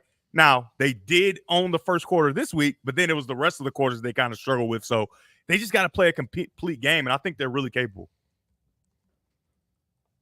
Devin Gardner with us, Fox Sports, right here on 365 Sports. Devin, when you have things where, and I want to one more follow up on Baylor. They seem to make the bad mistake at the wrong time or whatever. Can it just switch where all of a sudden you put both halves together, or is that asking for too much? Well, I think the bye week comes at a perfect time. That's one thing, and I think they will hit their stride when they get back on the field. I think you'll see a different Baylor because they've seen. I'm telling you, Coach Aranda is going to show them all the things I just outlined. Before that game last week, we're getting dominated in the first quarter. In every game, we're getting dominated in the first quarter. If we change that and we continue to play how we do in the second, third, and fourth quarter, it's going to be totally different games. And then on Saturday, obviously, they have a great first quarter, and then it starts to wither away here in the second half and whatever. It's a team that needs to learn how to win. And I think that after seeing what they were capable of in that first quarter against a really good Iowa State team, I think they will continue to improve, and the bye week comes at the perfect time, and they'll be able to mash those things together. And I think this second half of the season, you're going to see a different Baylor team. Devin, who is the team that you've seen this year that you were most surprised by? Surprised? Man, I've had so many games. Surprised? I would say Iowa State because it's fresh, obviously, but I'm not super surprised, right? This is a team that always plays well, and I was surprised maybe that they were undefeated just because their offensive line hadn't played well. Rocco Beck hadn't played well to the level that he's capable of playing, but they put it together on Saturday. Obviously Baylor would have liked for them to take one more week before they put it together, but Iowa State has been a little bit of a surprise just because I didn't think the way they played after watching the film that they could be an undefeated team, but they are, and they are improving, which is bad for the rest of the Big 12. But I don't know. Let's see. Who did I have? Who was a lot better? Did you guys do the Washington State Tech game? Or yes, we did. Washington State was a surprise, but they've kind of, got back to, who everybody thought they would be.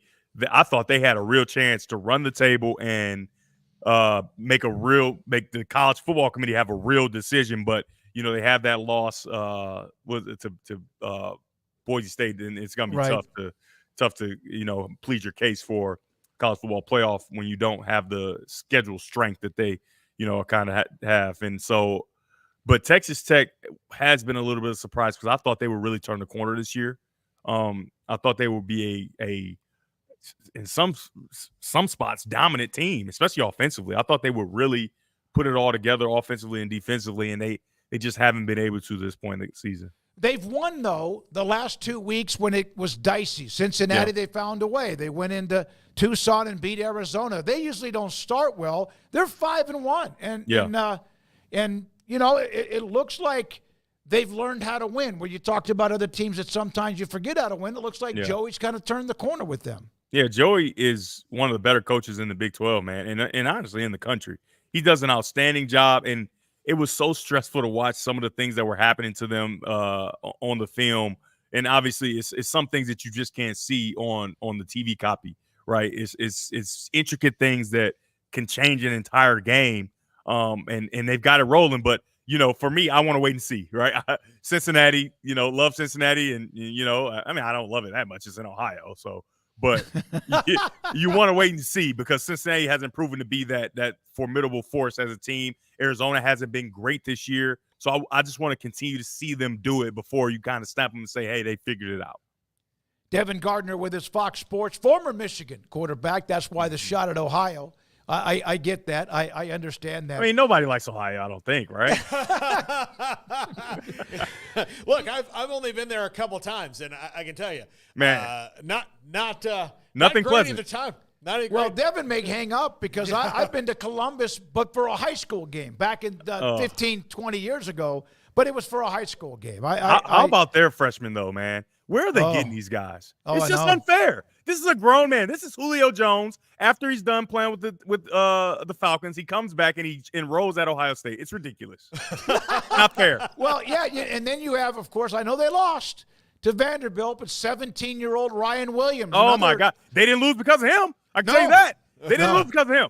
He did everything he could to make sure they didn't lose, and where are they making these kids? And it's even more impressive for the young kid because, firstly, he won't be 18 until February. And then some of the things he's doing, he looks like a little kid out there, right? Yep. Whereas Smith looks like a grown man. He should be doing the things he's doing. But the 17-year-old looks like a regular 17-year-old when he gets next to the other college players that's been in a weight room program. He's supposed to be playing high school football, and he is unstoppable. Unbelievable. It's unfair. I don't like it, and Michigan needs some of them. Half of some of them. How about that? We'll take that. Just get a handful of them. Yeah. Kansas State at Colorado. Colorado had that miracle win at the end against Baylor. Another part of that story with Dave Aranda. K-State took a hickey early in the year, but they kind of righted themselves. This, to me, Colorado's, they seem like this, man, Devin, this game here could be fun to watch, will be fun to watch. This game's really dangerous for Kansas State. And, obviously Kansas State is in the same I see them in the same light as Iowa State, as a team that does things right. They don't beat themselves. And it was very surprising to see the outing they had against BYU, but they look like they're back to where they are. But Colorado, I should have said I didn't have them this year, but I've had to watch their film just based off of having teams that they've played, and namely Baylor this past week. They are the surprise team. I didn't think a whole bunch of them. I didn't, because, if you can't stop the run, you can't run the football. There's no chance of you being the team that you think you can be. But in the last few weeks, they've really put it together, stopping the run and running the football. And when you can do that, right, we saw what Shedeur was capable of when he doesn't have a run game, where he's dropping back to pass and he's still dicing up the defense and whatever. But when you can protect him and run the football, that's a problem, right? That's a problem because they've got some electric wide receivers in. And Kansas State early in the year had some mishaps in the back end that kind of, weren't very good, and they were out of place a bunch, and miscommunications and things like that. And it seems like they've gotten that shored up, but that cannot show up again against Colorado, or it's going to be a long day. Devin, you and Tim are, 6, 7, 8 games into this. I know you had a doubleheader one week and all that, but what is it like building that new chemistry in a broadcast booth? And he and Spencer were together for so long. You guys sound like you really like each other, so that's a good thing. Yeah. Like, you're having fun there. But from the outside looking in, it looks like you're just having fun. But you're still early on in this.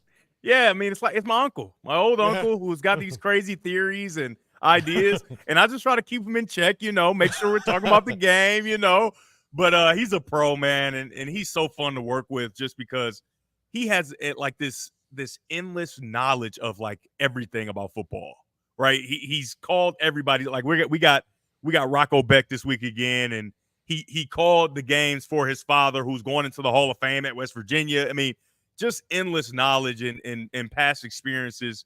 I think we're really good for each other, right? I think that his poise as a pro has helped me, and I think my youthfulness and real attention to football detail has really helped him. And I think it's kind of a perfect marriage that nobody saw coming. And when I listen to the games back, it's like, man, it does seem like do I really like this guy? I mean, I don't know what's going on here. It's been fun, and we talked this past week after the game, and he's like, yeah, man, we're just getting started. Like, that's the thing. Like, we just met each other, honestly. You know what I mean? So for us to have this kind of rapport early, I think it's only up from here. Devin, I guess it could go down, but No. What was the story about you wearing number 98 at Michigan? Yeah, so Michigan did a thing where they would bring legacy jerseys back into play, and the person they would ask to wear the jersey had to exemplify some of the characteristics of the guy whose jersey was retired. And so the last one to come out was number 98, Tom Harmon, who, fought in the Army. He flew fighter jets, and the fighter jet crashes, and everybody dies, and he walks away, right? Tough guy who loves his country and loves football. Obviously, he was a talented athlete, won the Heisman. I remember hearing a story of how he got a standing ovation at Ohio State, right? Because he was so good on defense, offense, and he punted, had a 50-yard punting average, right? So all-around football player, all-around dude, all-around human and guy. So for his family to look at me and say, hey, yeah, man, I know you play quarterback, but we really want you to wear this jersey because we think you exemplify all the things that our dad exemplified. That was one of the greatest honors of my life. I'm so glad. At first, I was really against it because 98 at quarterback. I'm a guy. I'm about swag. People see how I'm dressed. I really care about that kind of stuff. You know what I mean? I'm a part of the generation that you look good, you feel good, you play good, they pay good, all that, right? So I just didn't think it looked great at quarterback, but I called Denard Robinson and said, hey, man, they just asked me to, whatever. I'm all upset. And he like, do it. They'll never forget you, right? And so I think he was right, and it was a great honor. And a funny story about when I met Mark Harmon, who I'm sure you guys know, NCIS. Yeah. He's very famous, an actor. He played quarterback at UCLA. I didn't know any of that. I knew him from a Disney movie called Freaky Friday. So yeah. I meet him in the hotel the night before the game, and his family's there, and it's really cool. And he gives me his dad's broadcasting, which is kind of crazy. I'm a broadcaster now. He gives me his dad's broadcasting pin from the Olympics, right? Obviously, his dad has passed on. I got it in my safe, so nobody can ever touch it. I'll wear it one game at some point, but that was really cool. But I see him and I'm like, you're the guy from Freaky Friday.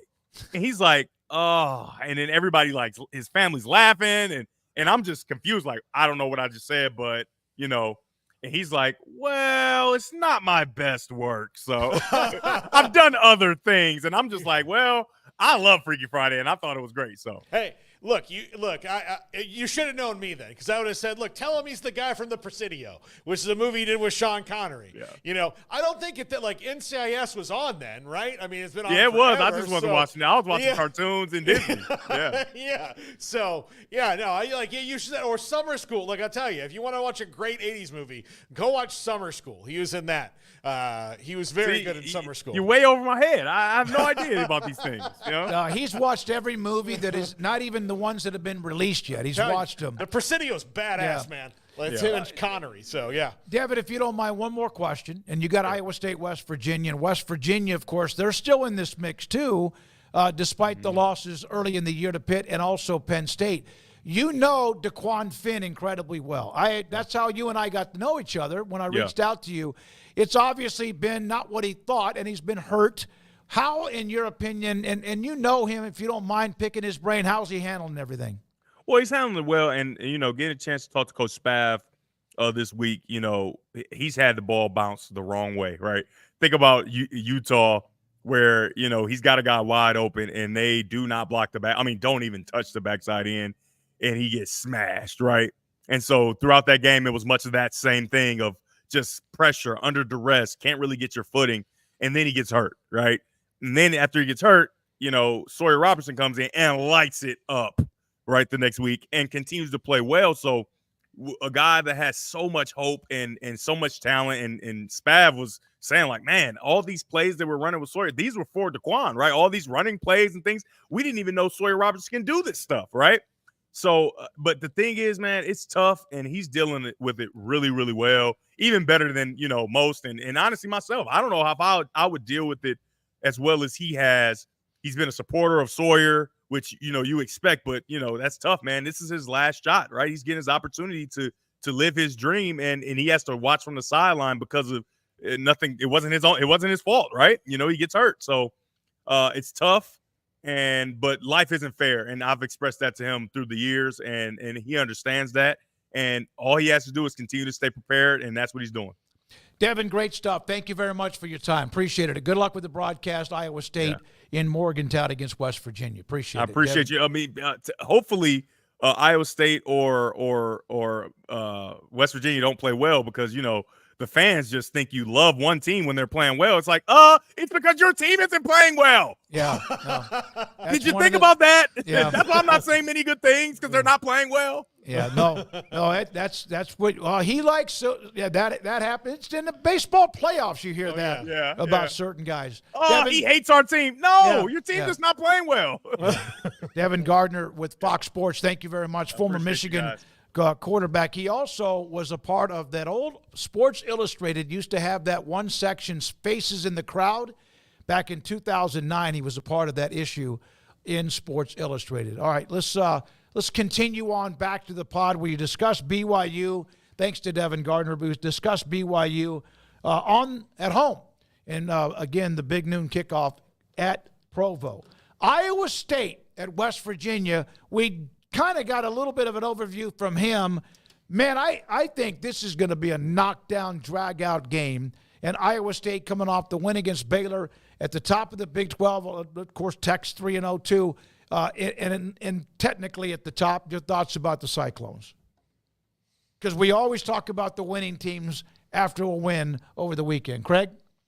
Yeah, I mean, they're a team that's really good and in a really nice spot with the start that they're off to. I mean, to get that big win over Iowa was a huge boost there in the beginning, but now they've entered Big 12 play and seem to be one of the better teams, I think, top to bottom, just based on what I've been able to watch at this point. I think they're a thoroughly good team as opposed to having an area or two that are pretty good and others that aren't very good. I think they're very well-rounded, and a lot of just how good they can be will depend on Rocco Beck's play and what they're able to get out of the run game. But that was encouraging to see Jalen Jackson go and, rattle off a bunch of yards last week, a lot of it late, and maybe that's something that in addition to Sama, becomes a real threat for them. If you pair that with Beck's ability to throw the ball around and the great receivers that they have, and obviously a great defense, I mean, there's a lot to like about this team, tight ends as well.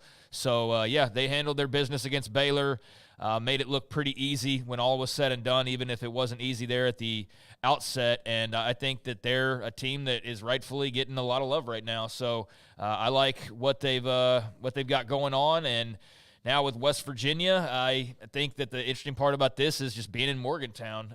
That's the whole, I think, wild card here. I think they're better than West Virginia, but I think Saturday night games on the road, you never know. So that makes this one a little bit interesting. But West Virginia ran all over Oklahoma State. I don't think they're going to do that against Iowa State. So, Garrett Green versus that Cyclones defense will go a long way. I feel good about what the offense can do against West Virginia's defense. All right, Paul, Cyclones, they turn right around. This is, again, a lot of these games are going to you're going to be two back, or you're going to be even, or you're going to be right back in it. Yeah, I think it's interesting to go on a road to tough place to play, a team that's feeling confident in West Virginia. They're remarkably good. And Matt Campbell, he's I know he's going to get talked about for other jobs. Like I'm sure that, the big jobs that come open, Matt Campbell's always going to get mentioned. But I think part of the reason they're so good and they're so consistent is he just doesn't care. Like they call him up and he's like, I'm sure he goes to Jamie Pollard and he's like, hey, Michigan called, or whatever. And then like, okay, well, how about this much money? He's like, okay, that's good. That's fair. I don't have to move. I'm good. And so that's why they're remarkably consistent. And on the West Virginia side, Neil Brown, he's a little bit up against it and trying to establish himself as a coach that they trust there, that the fans want and is there. Big win over Oklahoma State, and, they're going to be at home, and they've got a good team coming in, so should be a good one. Kansas State, of course, a chance to kind of decompress after they – Are we in the wrong pod? We are. That's why I got confused for a second. We are. Craig rolled his eyes. Say something. You were rolling your eyes, weren't you? I just thought you were talking about it because Devin was talking about it. No, and we did BYU. Yeah. And I absolutely just whiffed on the Bowlesby pod. We're not in the wrong pod, guys. It's Iowa State and West Virginia. No, it's BYU, UH. Bowlesby's not a part of that. That's what I'm saying. UCF and Cincinnati. All right. Yeah, so, I was going along with it. Yeah, well, I was the one leading. Okay, two Bowlesby pod teams. UCF, after, they are damaged right now. Are they going to be able to turn things around? ESPN2 Saturday, 2:30 against another team in Cincinnati. Let's start with UCF. They've got to get better. They got to get better in a hurry because they looked pretty good, but then the last 2 weeks they lost to a Colorado team. They lost to a Florida team that's emotionally on the ropes and hasn't played well all year, but played well against UCF. And kept Billy Napier, in his office for at least another week. And that's not something I thought was going to happen. They've got to get more balance. They've got to play better on defense.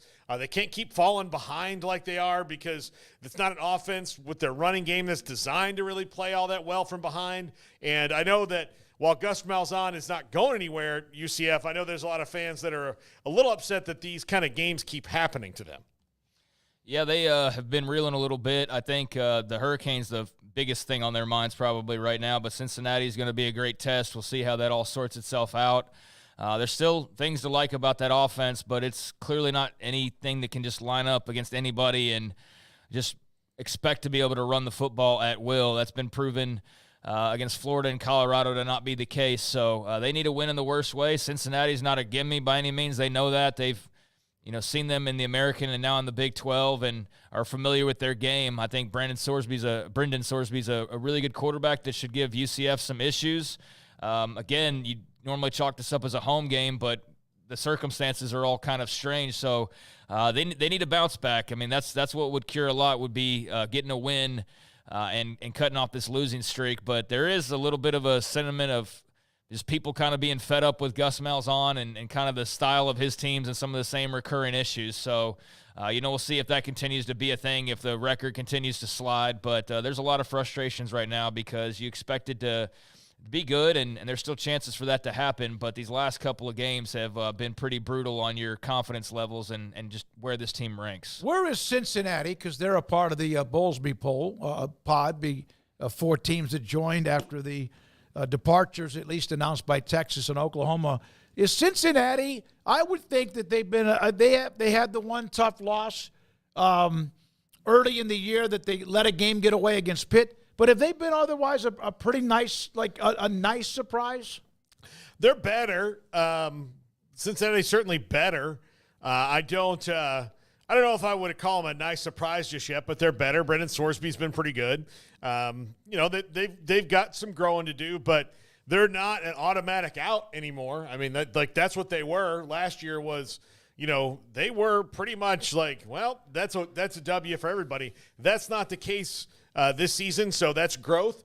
And I hope that we continue to see it at Cincinnati with Scott Satterfield and what they have going on there. So, yeah, they're better. I mean, I'm still not all that scared of them, but they beat Houston 34-0. Yeah, but so they can do those things.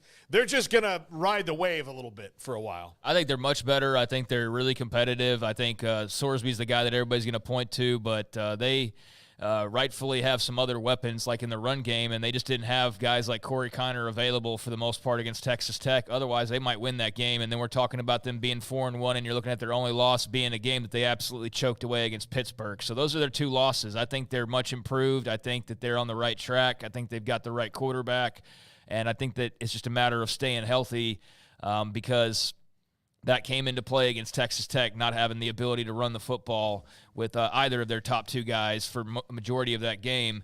If they can get those 2 healthy, Pryor and now I'm blanking, Kiner, then I really like what they can do. Xavier Henderson's a really good target, and there's a lot to like. The defense has played pretty well for the most part, and so I think that there's a lot to like. I wouldn't put them in the Big 12 contender category, but I think they can absolutely go and beat everybody, including going in and beating UCF. I think that's a real possibility considering how UCF's sort of reeling, and I think they can provide a stiff challenge to that run game and then make KJ Jefferson have to throw it, and if he gets into a duel with Brendan Sorsby, I like Brendan Sorsby in that duel. So, this is an interesting game, and Cincinnati has a case to be made where they could be 5-0. I know everybody say, you do this, you do that, you change this, you change that. Literally, they have 4 points separating them from being 5-0 at this point. So, I like them and where they're headed. And then Houston, a part of the Bowlesby pod, they, of course, off. We had Willie Fritz on the show yesterday.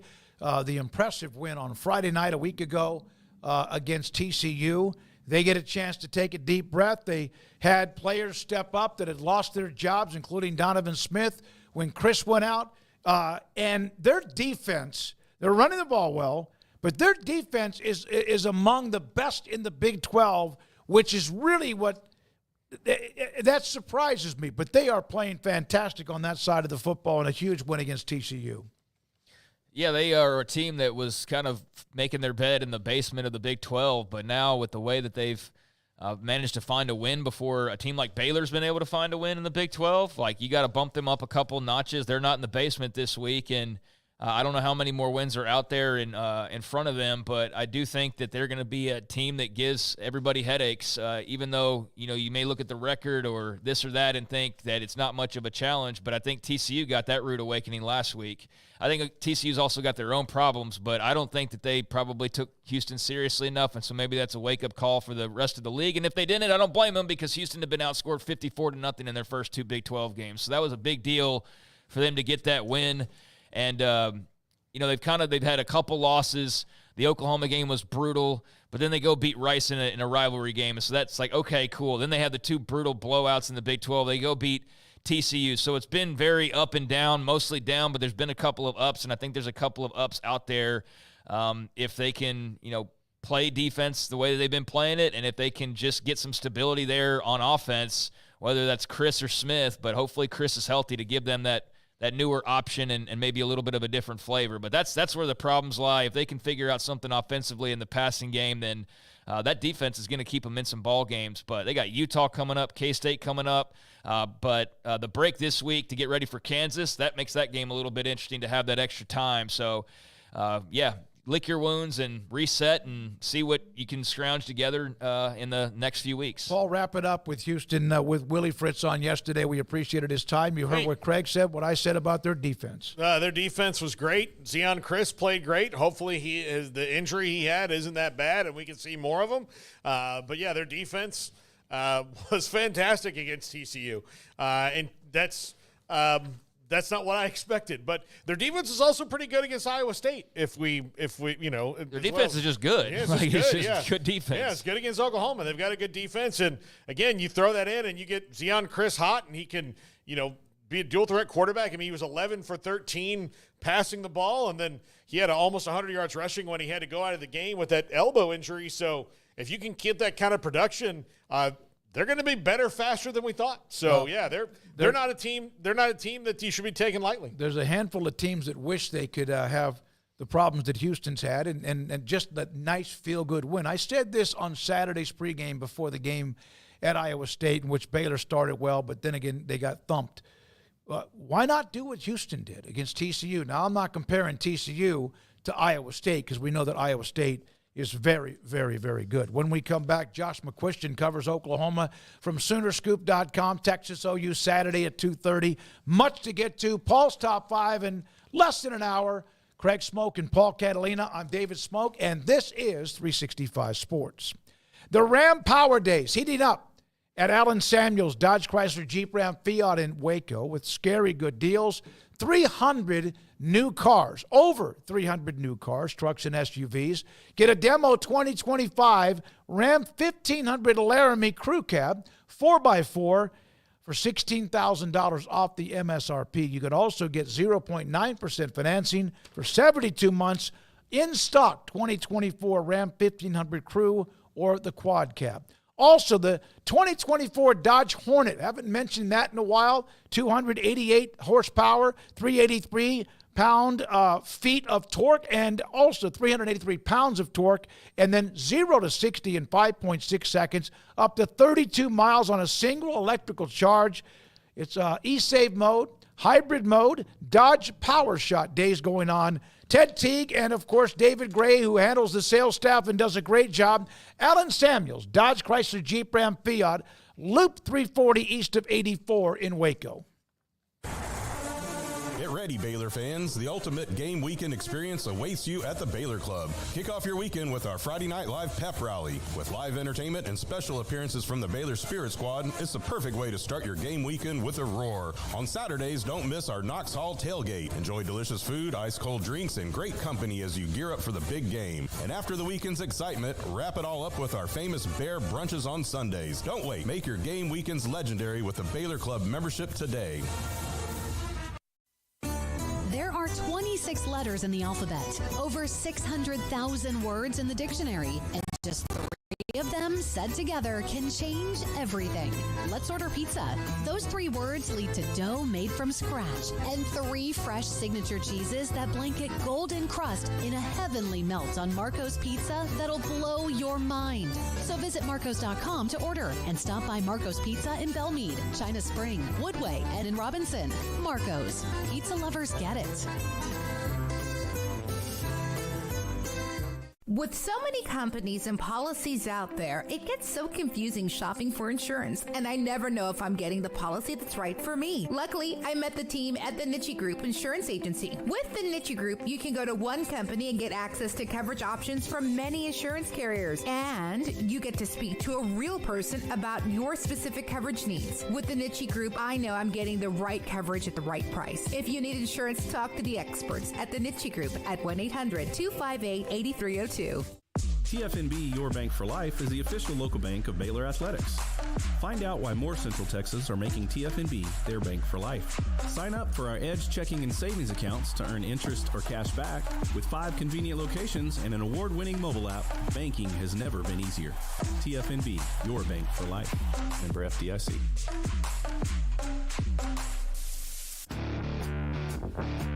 This is 365 Sports. The Sikkim 365 app is brought to you by Allen Samuels Dodge Chrysler Jeep Ram Fiat. Come by, let's be friends. We're waiting on Josh McCuistion, Soonerscoop.com. Oklahoma, Texas, coming up Saturday, 2:30. A note yesterday that I forgot to mention and saw this late last night from Fred Lynn. Fred Lynn, the former Boston Red Sox star. I'll never forget that 74 or 74 team, 72 team. No, 72? With Fred Lynn and Jim Rice, and they made a great run. Fred Lynn was putting up huge numbers. He was kind of an unknown. He mentioned yesterday that big friend, teammate, sad day, Luis Tiant passed away. The big game pitcher, funny, genuine guy who loved his family and baseball. I'll miss him already. R.I.P., my friend. Luis Tiant, see, that's my wheelhouse during that time. When I was growing up as a kid in elementary school, into middle school, into high school, but Luis Tiant, he had the big leg kick. He was a tremendous pitcher, and as Fred Lynn even mentioned, he was a big game pitcher, passed away yesterday, the former Boston Red Sox, and I think he pitched for Cleveland too, star, and Fred Lynn now with that note from late last night. Where was it? Oh, waiting on Josh still? Okay, waiting on Josh McCuistion. Okay, in college football, you have, of course, some of those bangers. We brought that up earlier today. We've also mentioned the Big 12. Of these games in the Big 12, if you could only watch one of them, the chat room also looking at you too, and also if you want the text line 254-339-1122. Utah, Arizona State, Cincinnati, UCF, Arizona, BYU, Iowa State, West Virginia, Kansas State, Colorado. If you could only watch one of those games, if they all played at the same time, or you could only get one of those games, which one would you want? I'm watching Kansas State, Colorado. Yep. Yeah, I think so. I think it's actually a pretty easy choice as far as just interesting things. But that's not to say that West Virginia, Iowa State's not interesting. It is. There's interest in BYU and Arizona, but I think, like, pound for pound, that K-State Colorado game is a big game, and it's going to separate, contenders in a way, and so will some of the others.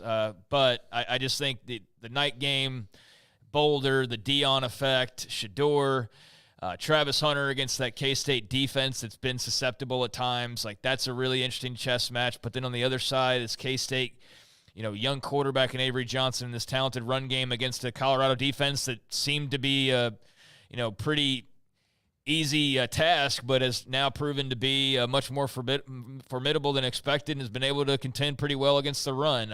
Avery Johnson's continued to get better each week with more experience and is throwing it around a little bit, and so will he be able to do that against Colorado? Like I think there's a lot of interesting players.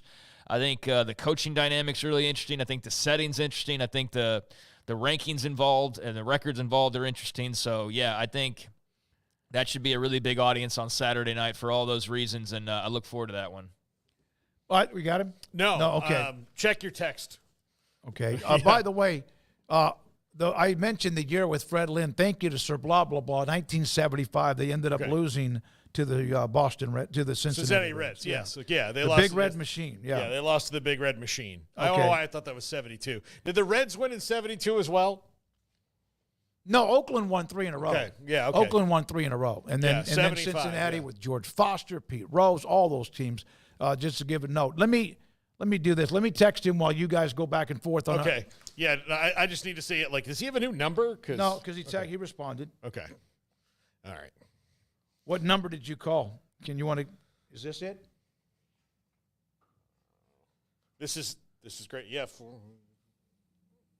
Yep. Okay. All right. He might be just kind of busy. Okay. When the Big 12 right now, if the college football playoff was to be today, would they just get the champion in? Because they have a couple of teams with Iowa State ranked just outside the top 10, and BYU's right there at 14. I think they're just getting the champion in anyway. But yes, I think that's what would happen. Yeah, I mean, at this point, I mean, you look at the rankings, that would be the only team that's even within the realm of possibility. I mean, if they stretched it out, I guess BYU would have a say in that, but, I mean, we've played half the season, so, I mean, yeah, based on right now, it would be Iowa State and Iowa State alone because you've got multiple teams in other conferences that get more of a benefit of the doubt that are like 3-0 and 4-0, so it's kind of a pointless exercise at this stage because there's obviously some things that are going to change, but it does set up to where, they're potentially looking at just a 1-1 alone. But I don't know. BYU keeps winning. They don't play Iowa State till the very end. There's a possibility those two could both find their way in at that point because the SEC is going to beat up on itself a little bit. Same thing with the Big Ten. But yeah, as of right now, halfway through, it would be just Iowa State and a bunch of teams from the Big Ten, the SEC, and a couple from the ACC, and whatever would end up happening with the G5 and with Notre Dame and all of that. I guess Boise would be in there. They're at 17. So, yeah, I mean, 5 games into the season, it would be just Iowa State, yeah. Well, that means what you need is for those teams that are right now just outside the top 10 in the Big 12, they all need to win all the games except when they play each other. You're going to obviously have somebody lose. They can't afford to have a mulligan. They don't. They don't get a mulligan. And so even if one of them goes undefeated and then loses a game near the end. S. Michael DeHart, I agree because that's by design. Keep teams like Clemson, several SEC, ESPN teams artificially inflated. It's so obvious at David Smoak. Thank you, S. Michael DeHart, for the comment when I mentioned about just one team from the Big 12 getting in. They're going to have, because they're only going to play each other. They're not playing anybody from the SEC. They're not playing anybody from the Big Ten. They're not playing anybody else now from the ACC. Those games are over, and so you're going to play your own teams. And if people don't want to feel like, but what if BYU? I'm not going to do that. I'm not going to do that with the BYU and Iowa State, and they keep on winning or whatever. Huh? Yeah, why not? Oh, go ahead, do it then. I don't know what you're going to say. If in fact those teams, the Big 12, they have Iowa State just outside the top 10. You have BYU just outside the top 10, right? Mm-hmm. So they don't play each other during the regular season. I'm not trying to think either one of them will go unbeaten, but what if in fact they were and then they lost in the Big 12 championship team? If that scenario occurs, can they get more than one team in? Yeah. And I asked him for a lot. That's literally what I said a few minutes ago was that would be the way to do it, would be that they don't play each other and you've got BYU that's knocking on the door and Iowa State would be the lone team right now, but BYU, if they were to play in the Big 12 championship game, yeah, that would be the way that it would happen. Yeah. But any Big 12 team with 2 losses is out. I'm telling you, that's why, unless they're the champion. But any team that's not the champion with 2 losses is likely out. So you only have to, you're only going to be allowed to have 1 loss. So that whether that's in the championship game and you were the undefeated team and the team that beat you has 1 loss, or if that's, or the other way around, So that, I think that's the only way that they're getting in, because 2 losses will just be like, see, we told you they're not as good as the SEC. Now welcome in 9-3 Ole Miss. Yeah, that's very, very true. All right, we're going to take a break. Not sure if Josh is available when we come back. Also, Paul's Top 5 just around the corner, and this is 365 Sports. Ideal MRI in the Central Texas marketplace. Ideal MRI, where you can find evidence of what is happening inside of your body that hurts so much, whether it's a ligament, a muscle, something that they can find, or maybe they don't, and that might answer another question, and they can move on, your doctor, orthopedic surgeon, with perhaps something else, a remedy for the pain that you have. I have been inside their state-of-the-art technology imaging machine 4 times, most recently 2 or 3 weeks ago, to get one more updated look at my lower back. And it just basically confirmed that what were issues 3 or 4 years ago, with a little bit of a nod, a little bit of a disc that's just kind of worn out, some nerve issues. But it gave me new evidence. And that was important. $497 or less every single time. It also then allowed me to go to a doctor to figure out, do I get an injection? If that doesn't work, what's the next move? It might be your knee, might be your neck, might be your shoulder, might be something else. Ideal MRI will find it for you, and the best part is it will only cost you $497 or less every single time. Inside the Central Texas Marketplace, Dr. Rob Maxey and Company, IdealMRI.com. Baylor alumni are more than 160,000 strong. When we all join hands to support our university, we don't just move the needle, we move mountains. Working together, we create life-changing opportunities for students on the field, in the classroom, in the laboratory, and in life for generations to come. So get connected, get involved. Learn how at baylor.edu/alumni.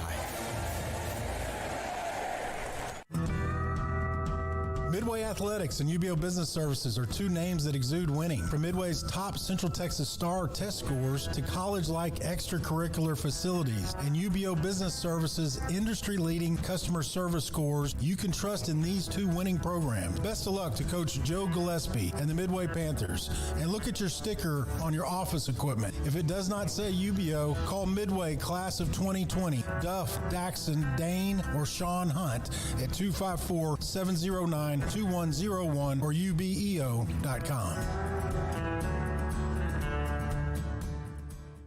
Our good friend Brad Boozer, Boozer's Jewelers here at 365 Sports. Now, Brad, people who watch and listen to our show know I'm a double-time customer for you, engagement ring and wedding band, and you guys do that great, but that's not all you do at Boozer's Jewelers. Absolutely. And I always like to say, it's a new year. It's a great way to start the year out.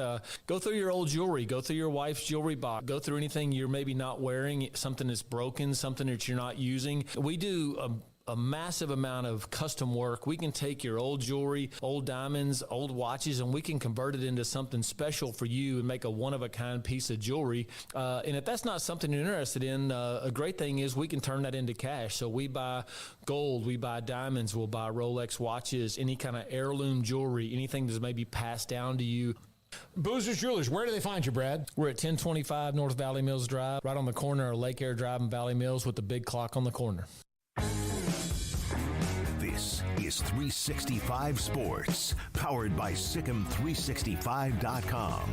This segment is brought to you by Busch Light, the sound of refreshment. The coldest and smoothest light lager there is. Find Busch Light near you. Welcome back, 365 Sports. Paul, Catalina, and Craig Smoak. Smokey had to go to a very important errand. He finally, and it'll make its debut tomorrow, he finally has a new laptop from this century. So we're very excited about that here. We'll also have a very public execution for the power supply that has caused Jack to have to build a shelf just for it in the studio and just kind of is in the way. So we're very excited about that. But we're also very excited that Josh Requeston, Soonerscoop.com, joins us right now on the week of Texas OU, the Red River game. And Josh, this is an OU offense that brought in Seth Luttrell to replace Jeff Lebby. It has not clicked on all cylinders. They've already had to make a quarterback change. Do you think that the defense will be able to hold that Texas offense in check enough to where they can at least keep pace and keep this game close?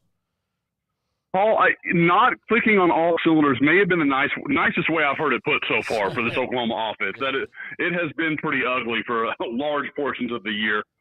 To me, this is a question of, is there a point in time when Oklahoma is going to accept what they are as a team right now, which is a limited offense that has, with Michael Hawkins and a few of the weapons they have some big playability, but I don't think it's a sustained drive. Like, I don't think they're a team that can count on each time they get the ball, hey, it's a 50-50 chance if they're going to go down the field and score. What I do think they can count on is their defense. I really do think the defense is much, much improved, even from last year, which took a big step forward. So what I would like to see Oklahoma do, what I think is their best path to success, is probably slowing the game down a little bit, keeping the ball away from Quinn Ewers, letting their defense get some rest on what we all expect to be a really hot Saturday at the Cotton Bowl, and trying to play some ball control. I've been saying that for a month, and it hasn't happened. So maybe they're just not listening to me, which is perfectly sound advice. But I just think Oklahoma at some point has to kind of embrace who they are, and it doesn't seem like they're ready to do that. Josh, how has the whole situation there with Jackson Arnold kind of been taken by the Sooners fan base, and just the conversation around obviously what was a very hyped up young man that just, wasn't playing well enough? And in line with that, what's kind of the, I guess, reaction been to Michael Hawkins? I remember came across a podcast where I think it was Gabe Eichert was talking big about him, from back in the spring and his talent level. But just what's kind of the overall thoughts on Hawkins as a prospect and, what he can be? Hawkins is a guy that, and that Gabe was right. And, I know he heard similar things to what I did. They were very excited about Michael Hawkins almost immediately when he got there. There was a lot of belief of, okay, maybe we got a steal here. Maybe we got a guy that should have been more recruited than he was, that kind of stuff. So there was some real enthusiasm. I don't think anybody thought they were going to be in this situation. Everybody kind of believed Jackson Arnold was going to be that guy. Now, I will say I think the fan base has taken it well, because I think, to his credit, Brent Venables handled it pretty well. I think he gave – there's a lot of thought of like, oh, they pulled him in the fourth game, his fourth career start. Anybody that watched the first half of that Tennessee game, Jackson Arnold was unplayable at that point. You couldn't keep putting him out on the field. Something was wrong. He was panicked. He just didn't look anything like the guy that, everybody that's watched Texas high school football over the last 4 or 5 years had seen. He wasn't that guy, and I don't know what is to blame for that. But they had to make a move, and then I think the next week they immediately came back and said, Michael Hawkins is the guy. They didn't leave it out all week and say, oh, we'll see, and try to play games with the media. They said, this is our guy. We're going to go forward. And I think it killed a lot of the, angst in the locker room, stuff like that we all know can emerge. So I think they've handled it well, and I think the fan base has kind of jumped in line with that. And Michael Hawkins has flashed some impressive things. You look at the second half of that Tennessee game, people kind of mocked OU fans that were like, well, what happens if Michael Hawkins starts that game? You could make a case that what happens is what Arkansas did 2 weeks later. So, it's I don't know that I believe that, but it is a case to be made because Arkansas attacked Tennessee in a very similar way. Josh, Texas is a juggernaut right now. They haven't really been tested. How much of the rivalry comes into this with this big, gigantic 14-point spread that's there right now? How much of the fact that they haven't played a defense like Oklahoma's, except for maybe Michigan, but they didn't really have a problem with them at all? Like, do you put into that this game might be closer than we expect? I'm one of those people, like, I look at this from a numbers and watching tape. I've gone over Texas. I've watched most of their games this year, and just for different articles on Sooner Scoop. And when I look at it, it's an interesting conversation because I think Texas is clearly the better of these two teams. I think Oklahoma may have the best unit on the field with their defense, but Texas brings so much more offensively than Oklahoma does, and Texas's defense is very good in its own right. So it's kind of an interesting conversation because I feel like Texas is just very complete. They're just not going to make the mistakes that you look back at last year. Quinn Ewers throws the early interception. He has the fumble. He made some bad mistakes that I think really opened the door for Oklahoma last year. I'm not seeing that same stuff from Quinn Ewers. Now he had a few against Michigan. I bet he'd like those throws back, but he avoided the crippling mistakes. So again, to me, OU fans, there's a lot of, well, you never can tell in this game. Man, that's not something to buy into. That's not the reason you're going to win a football game. Crazy stuff happens because you've got two, rivals and strange things can happen, but I don't know. To me, the line feels pretty fair based on the body of work so far. Will Oklahoma have any receivers, or will they have to go into the stands to bring some folks out to try and catch some passes this week? And, I'm being tough on OU. They've had a plague at wide receiver in the offensive line. I said it before. So they came into this year with 5 new starters on the offensive line. Within the first 15 snaps of the season, they had lost 3 of those 5 new starters and had to juggle the offensive line. Then the receivers against Auburn, they were out their top 5. They may well be out again their top 5. So it's just been brutal. And, Oklahoma came into the year thinking wide receiver is one of the real strengths of this team. There's a lot of depth. There's a lot of talent. You go get Deion Burks from Purdue. There was a lot of, he's going to come to Oklahoma for a year and be off to the NFL draft. And it just hasn't worked out that way. So I think there is some talent. I think Oklahoma has to lean on Bauer Sharp at tight end. I think they need some guys like Brennan Thompson, the former Texas player, Jaquez Petaway. It's Oklahoma. They have some talent, but they need some guys to step up in a big way if they're going to find a way to pull this off. How big would this win be given the rest of the schedule is still just full of, landmines all over the place? I posed the question, on our podcast today, and it was kind of a idea of what's bigger for Oklahoma. So if Oklahoma, would you rather have Oklahoma win this game or to walk out of that game knowing, you lost, but Michael Hawkins is your quarterback? You've got your answer at quarterback. To me, I take the quarterback because I know what's coming down the line. Like, Oklahoma's got to find a way to get things going offensively. But there's no question it's huge. I mean, Oklahoma wins this game, they're probably back in the top 10.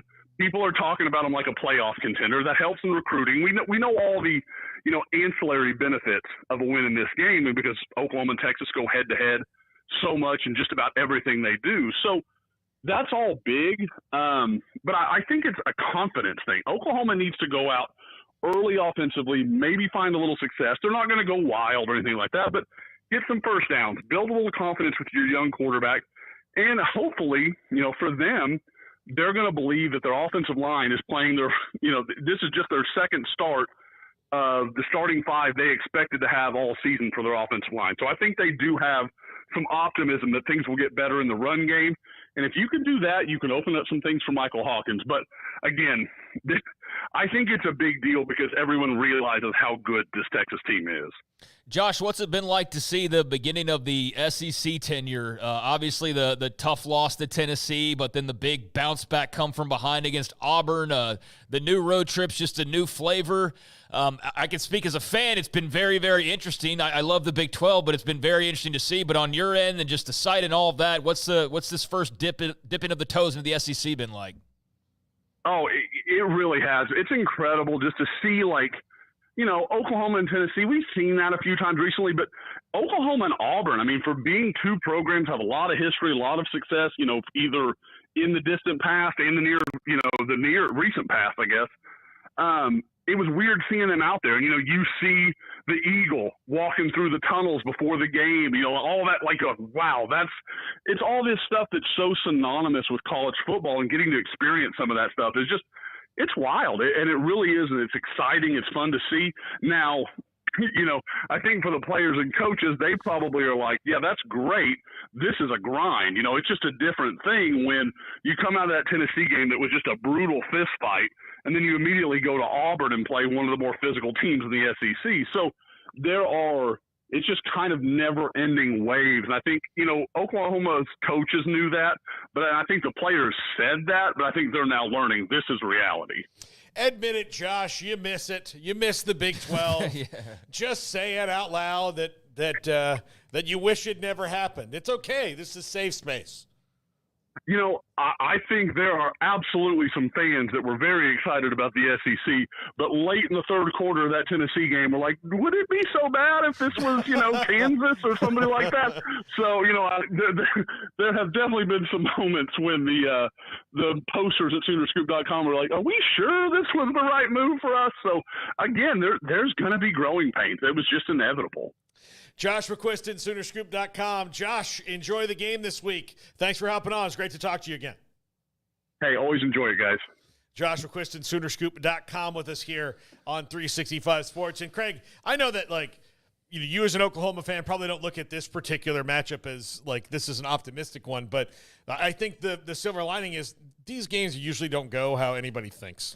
Yeah, I'm with him though. You can't go into this game and think they'll win because crazy stuff happens. Not necessarily all the time, but in a lot of years, yeah, crazy stuff does happen. So I think anybody just ruling out the potential for an upset is off the mark. Although if you're predicting an upset because crazy things happen, then that's not very scientific and probably not all that accurate either. But yeah, the the Cotton Bowl is a unique beast. It's one of the best venues and games in all of, I think, American sports, not just college football. And I'm very excited about this chapter, although, like, from a winning standpoint, not as excited as I typically would be, because my expectations are, very much so that Texas is going to win this game, and it's just a matter of how close it ultimately is. I do think Oklahoma has a good enough defense to make this a more difficult task for Texas than what we've seen them have to deal with up to this point, but I don't have enough faith in the offense right now. Based on a lot of what he said. I mean, the offensive line's had a lot of issues. They're depleted at wide receiver. Michael Hawkins is a good player, but he's not like some complete quarterback that's just going to will you and throw you to a victory. So there's not a lot of reason for optimism, honestly, outside of the defense.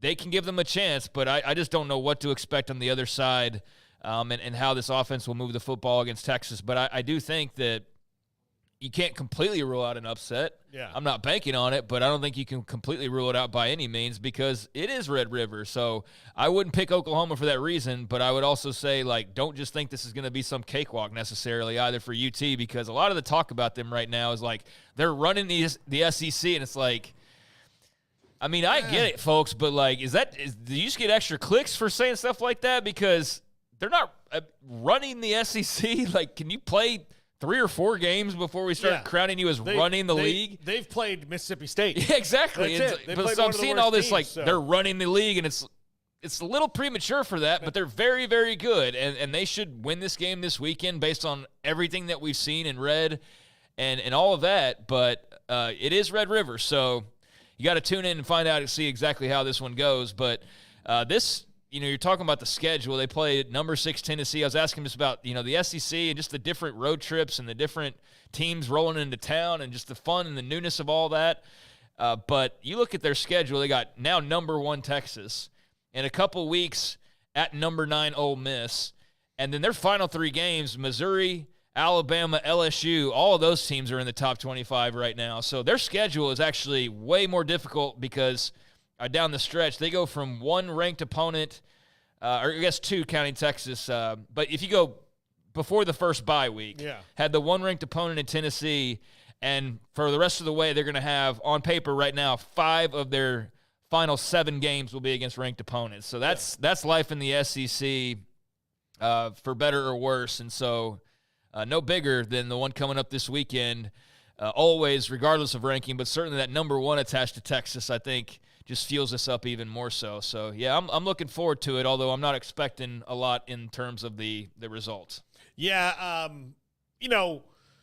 and for Texas, like, to say running it, like, go beat Georgia, go finish the season playing the championship game, which I expect them to do. Yeah, win the SEC, and then we can say you're running the league. Yeah, but also 7 weeks to go. Like, I don't know. When you guys have a down week against a team like Arkansas, who's medium good, right? So Arkansas is medium, right? What if you have a down week and lose to Arkansas?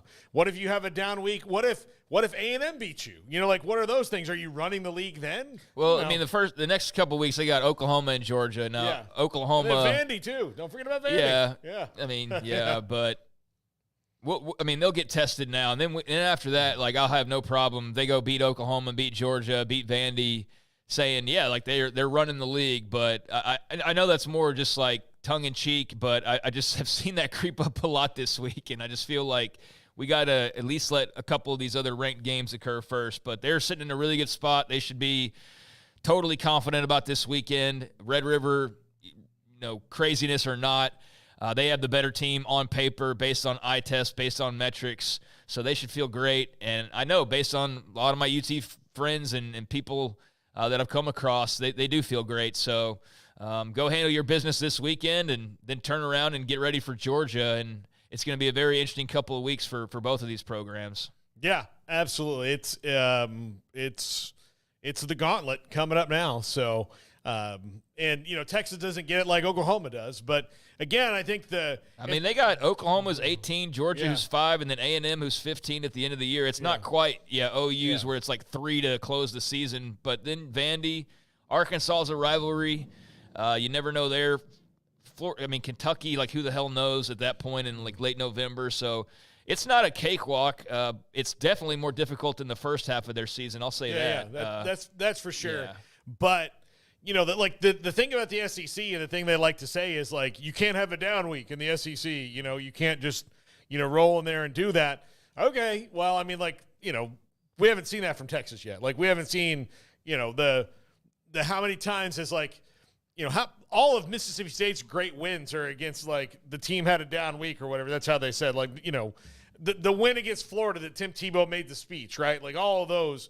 Like, when do you have a game like that, right, in the SEC now? So that's what Texas has to see is when do you lose to a team that you have no business losing to because they're in the SEC and they're supposed to be better than everybody else. That kind of a thing. I'm curious to see that, but that's when the schedule starts. Like they got the best runway to get to their tough games of anybody. I mean, of anybody. And I know that it's not their fault that Michigan isn't nearly as good as they were last year. I mean, that just happens. They scheduled that game, but that also worked out in their favor this year that they go up to the Big House after Michigan, as Michigan is the defending national champion, and that whole team and coaching staff is different. Yeah, it's so it's lucky. I mean, it's a little they bit got of lucky luck there. Yeah, I mean, and they're good. I'm just saying, it worked out. That's the luck part of it. Sometimes you do get lucky in your scheduling in that you schedule this big game against Michigan. Michigan's coming off their best season in a quarter of a century, and then that team's gone that you have to go play. So worked out for Texas. I'm not saying they didn't dominate that game and they didn't deserve it. It just, it could have been worse. You could have gotten that team trying to run it back and not getting, Michigan who hadn't found itself like it is right now with no quarterback. Yeah, no, I mean, I get what I mean, they lucked out that it wasn't the national championship team that they were playing, but they went to the Big House. They got that win. The schedule's been favorable. It's about to turn. It's about to get into Oklahoma and Georgia, so we'll see. And, again, if they can go past these tests in a couple of weeks, if you want to say they're running the league because they're still unbeaten, then that'll be totally fine. I just think it's a little premature before the schedule's really started, like I said a couple times. And so here we go. Here's the tests now for both teams to go live life in the SEC and the gauntlet the rest of the way. And the first meeting in the Red River ought to be pretty magical, at least in the beginning. We'll see how good the game actually is when all is said and done. But it's a big event for both schools to have this under that new conference umbrella, and it's a big game for the entire country to tune into on Saturday. So looking forward to it, and just hopefully it's competitive and entertaining and not a blowout affair like we got a couple of years ago. I don't think it will be, but you never know. But, I just want to be entertained and feel good about Oklahoma, walking out of that game as a fan. But we'll see on Saturday at 2:30. When we come back, it's the top 5. This is 365 Sports.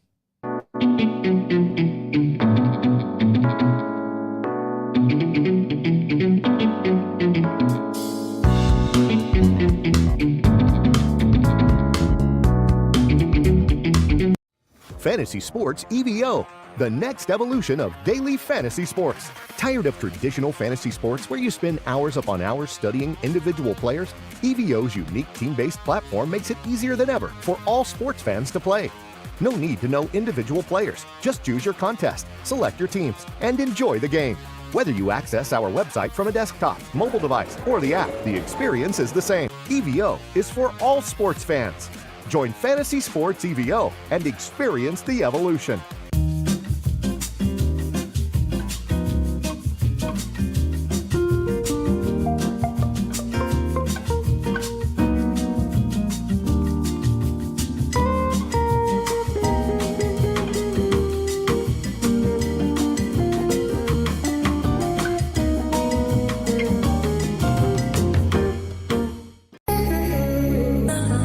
For Paul Catalina's Top 5, brought to you by Texas Beef House. Where's the best beef in Texas? Your house when you order from Texas Beef House. Unleash the flavor of Texas raised Wagyu. From our pasture to your plate, TexasBeefHouse.com.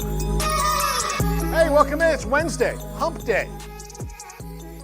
Never really liked that term, but it's Hump Day. This is Texas Beef House. This cow is a hump, see? Right there. And it's also delicious because it's fresh, farm-raised Wagyu beef, the best that you can get at Texas Beef House and bitonbeef.com. Use our promo code 365sports. Big 12 thoughts. A lot of strange things going on in this league, as they are wont to do. Number 5, what is going on at UCF? Now, I talked about them on Monday a little bit, about maybe some of their on-field stuff going on, like why can't they put it together and beat some of these teams, but this is more of the off-field stuff. They've had several players, I think 6 at this point, have used their redshirt year and going into the portal. I just don't know how great that is for team chemistry or what it says about the team going forward if you've got guys that are constantly doing that, some of whom were playing and playing a lot. So this isn't like guys who were, redshirt freshmen that still hadn't seen the field, just deciding, yes, I got to go somewhere else. There's too many people in front of me and I'm blocked. These are guys who are already playing and have decided to sit down for the rest of the year. A couple of them, this will be their second or third transfer. So you kind of see where that kind of goes as well. When you get into the multi-time transfers, sometimes people are just never happy wherever they are. But Gus Malzahn's got to get kind of a handle on this because from the outside looking in, it looks like he's got a problem whether he does or not. But he does have to kind of get a handle on this. And plus, when you've got starters or regular contributors jumping into the portal, I mean, one of the guys scored a touchdown against Colorado for crying out loud. Like, he's playing. But he's going into the portal after 4 games. Very strange situation right now at UCF. Kind of surprised that they've hit the skids the last couple weeks like they have. Number 4, why can't Mike Gundy find a quarterback? This goes back to, look, they got to the Big 12 championship game with Alan Bowman. But they're now in the situation where they have 3 losses, due in large part to the fact that Alan Bowman is not going to get any better. He's going to be what he is. And they've had some other regressions in other spots, and not having a B-plus quarterback at least is hurting them. Garrett Rangel's been there for a few years. He's not been developed very well. Why can't Mike Gundy, who used to be really good at this, let's not forget, this is a guy, this isn't Les Miles disease here, where you could find the other 22 positions but not a quarterback. He could find quarterbacks, but all of a sudden he can't. Now, does it mean that Oklahoma State's not willing to pay a premium in the portal or pay a premium in recruiting? Maybe not. Maybe that's the case. But he said that they're not unwilling to do that. It's just they are limited in their funds. So I'm just curious as to why a guy who was a QB guru for so long, like Mike Gundy, has hit the wall recently in developing that position. Since that last year of Spencer Sanders on, it's just been wonky, and it's so strange. Number 3, can Iowa State keep this up? I'm going to say yes. I think this is a team that's probably destined for Arlington at the end of the year because they're really good on defense, they're really good on offense, and they play beamer ball on special teams where they block kicks and make things happen. This is, I keep saying it, the most Matt Campbell team that Matt Campbell can ever Matt Campbell. It is just ridiculous. They were playing uneven and sloppy against Baylor a little bit by their standards. And then as soon as they saw the opportunity that Baylor was a little bit weakened, they took it, they hit the pedal to the floor, and they walloped them in a game that was really close for a long time, but eventually just turned into an Iowa State domination in the second half and the fourth quarter. So yeah, if they keep that up, which is what they've been, a second half team all year long, and a first half team that doesn't let it get out of their hands when it's close, they can. I think they can, but that's a big question facing the Big 12 as we move forward. Number 2, how did this happen at Kansas? So many guys coming back, Jalen Daniels healthy, and he's been healthy every game, and here they're sitting at 1-5. They've got to go 5-1 on the way out to make a bowl game. Their best scenario is something that now they consider their baseline under Lance Leipold. So how did this happen? It's not just Jeff Grimes. It's a little bit Jalen Daniels in that he's regressed, which is shocking because of how elite he was and what kind of a gamer he was. But how does this happen under a program with Lance Leipold, who's pretty much had things on lock since he arrived in Lawrence? Is it their travel schedule? Is it the fact they're not playing home games? What is all feeding into this? But those questions right now I can't answer. But this is, to me, the biggest shocker that this team isn't at least 4-2 right now and sitting okay as it comes to, being in the game for the Big 12 championship. But right now, kick some dirt on this season, it's over. They have one more loss to retain their bowl eligibility, 2 more losses, which is very likely, and this team is not going to a bowl after high expectations this year at Kansas. And this is me scratching my head because I am just confused. And number 1, does TCU still have a culture problem? Sonny Dykes told us this on a couple different occasions we've had him on the show, of last year they had a culture problem that he really took painstaking effort to fix. But here they are. They're not playing well. They're kind of all over the map. They took another tough loss this last week. So what's going on at TCU? Why is this happening? Is it talent? Is it scheme? Is it culture? I don't think it's talent. I think it might be a little bit of the scheme might have been figured out. They're not very good at running the ball. Defensively, they still have some adjustments to make, but they just brought in Andy Avalo, so that always takes some time, and you need to add some talent to that. But I wonder if the culture problems still exist and there's still rifts there that they haven't quite healed from a year ago, or confidence problems that they haven't quite healed from a year ago. They have a really good quarterback in Josh Hoover, although he didn't have his best day on Saturday, but still really good. Most teams would love to have a guy as talented as Hoover, but something else is going on there. You get reports of, former players being on the sideline, being asked to leave when nothing else is, really going on. It's just everybody's kind of on edge in Fort Worth right now. So this is something they just need to look at down the line. Do they still have those fissures in their program that need to be healed in different ways, not just by winning? That's going to do it for the top 5. It's time to go bye-bye. See ya. Yeah, sometimes I can't talk at the end of these things. So that's what happened there. So tomorrow we're loaded. We've got Sam Kahn. I think we've got Max Olson. We've got Taylor McHarg. We're loaded up. So it's going to be a very, very full show tomorrow. And we'll have another pod, of which I can't remember off the top of my head right now. Even though we've done 3 other ones. Should be, I think, Big 12 North. Big 12 if we can North. stay on track and actually do the right one, I think. Yeah. I don't know what was happening there. I don't know. I think a lot of worrying over the guest that we didn't get on the line led to just brain interruption for the show for a second. Yeah. Because we were all just kind of off the mark there. Yeah, absolutely. So we'll be on the mark tomorrow, I promise. And Smoak, you'll have a new computer, which will make all of our lives better. You have no idea.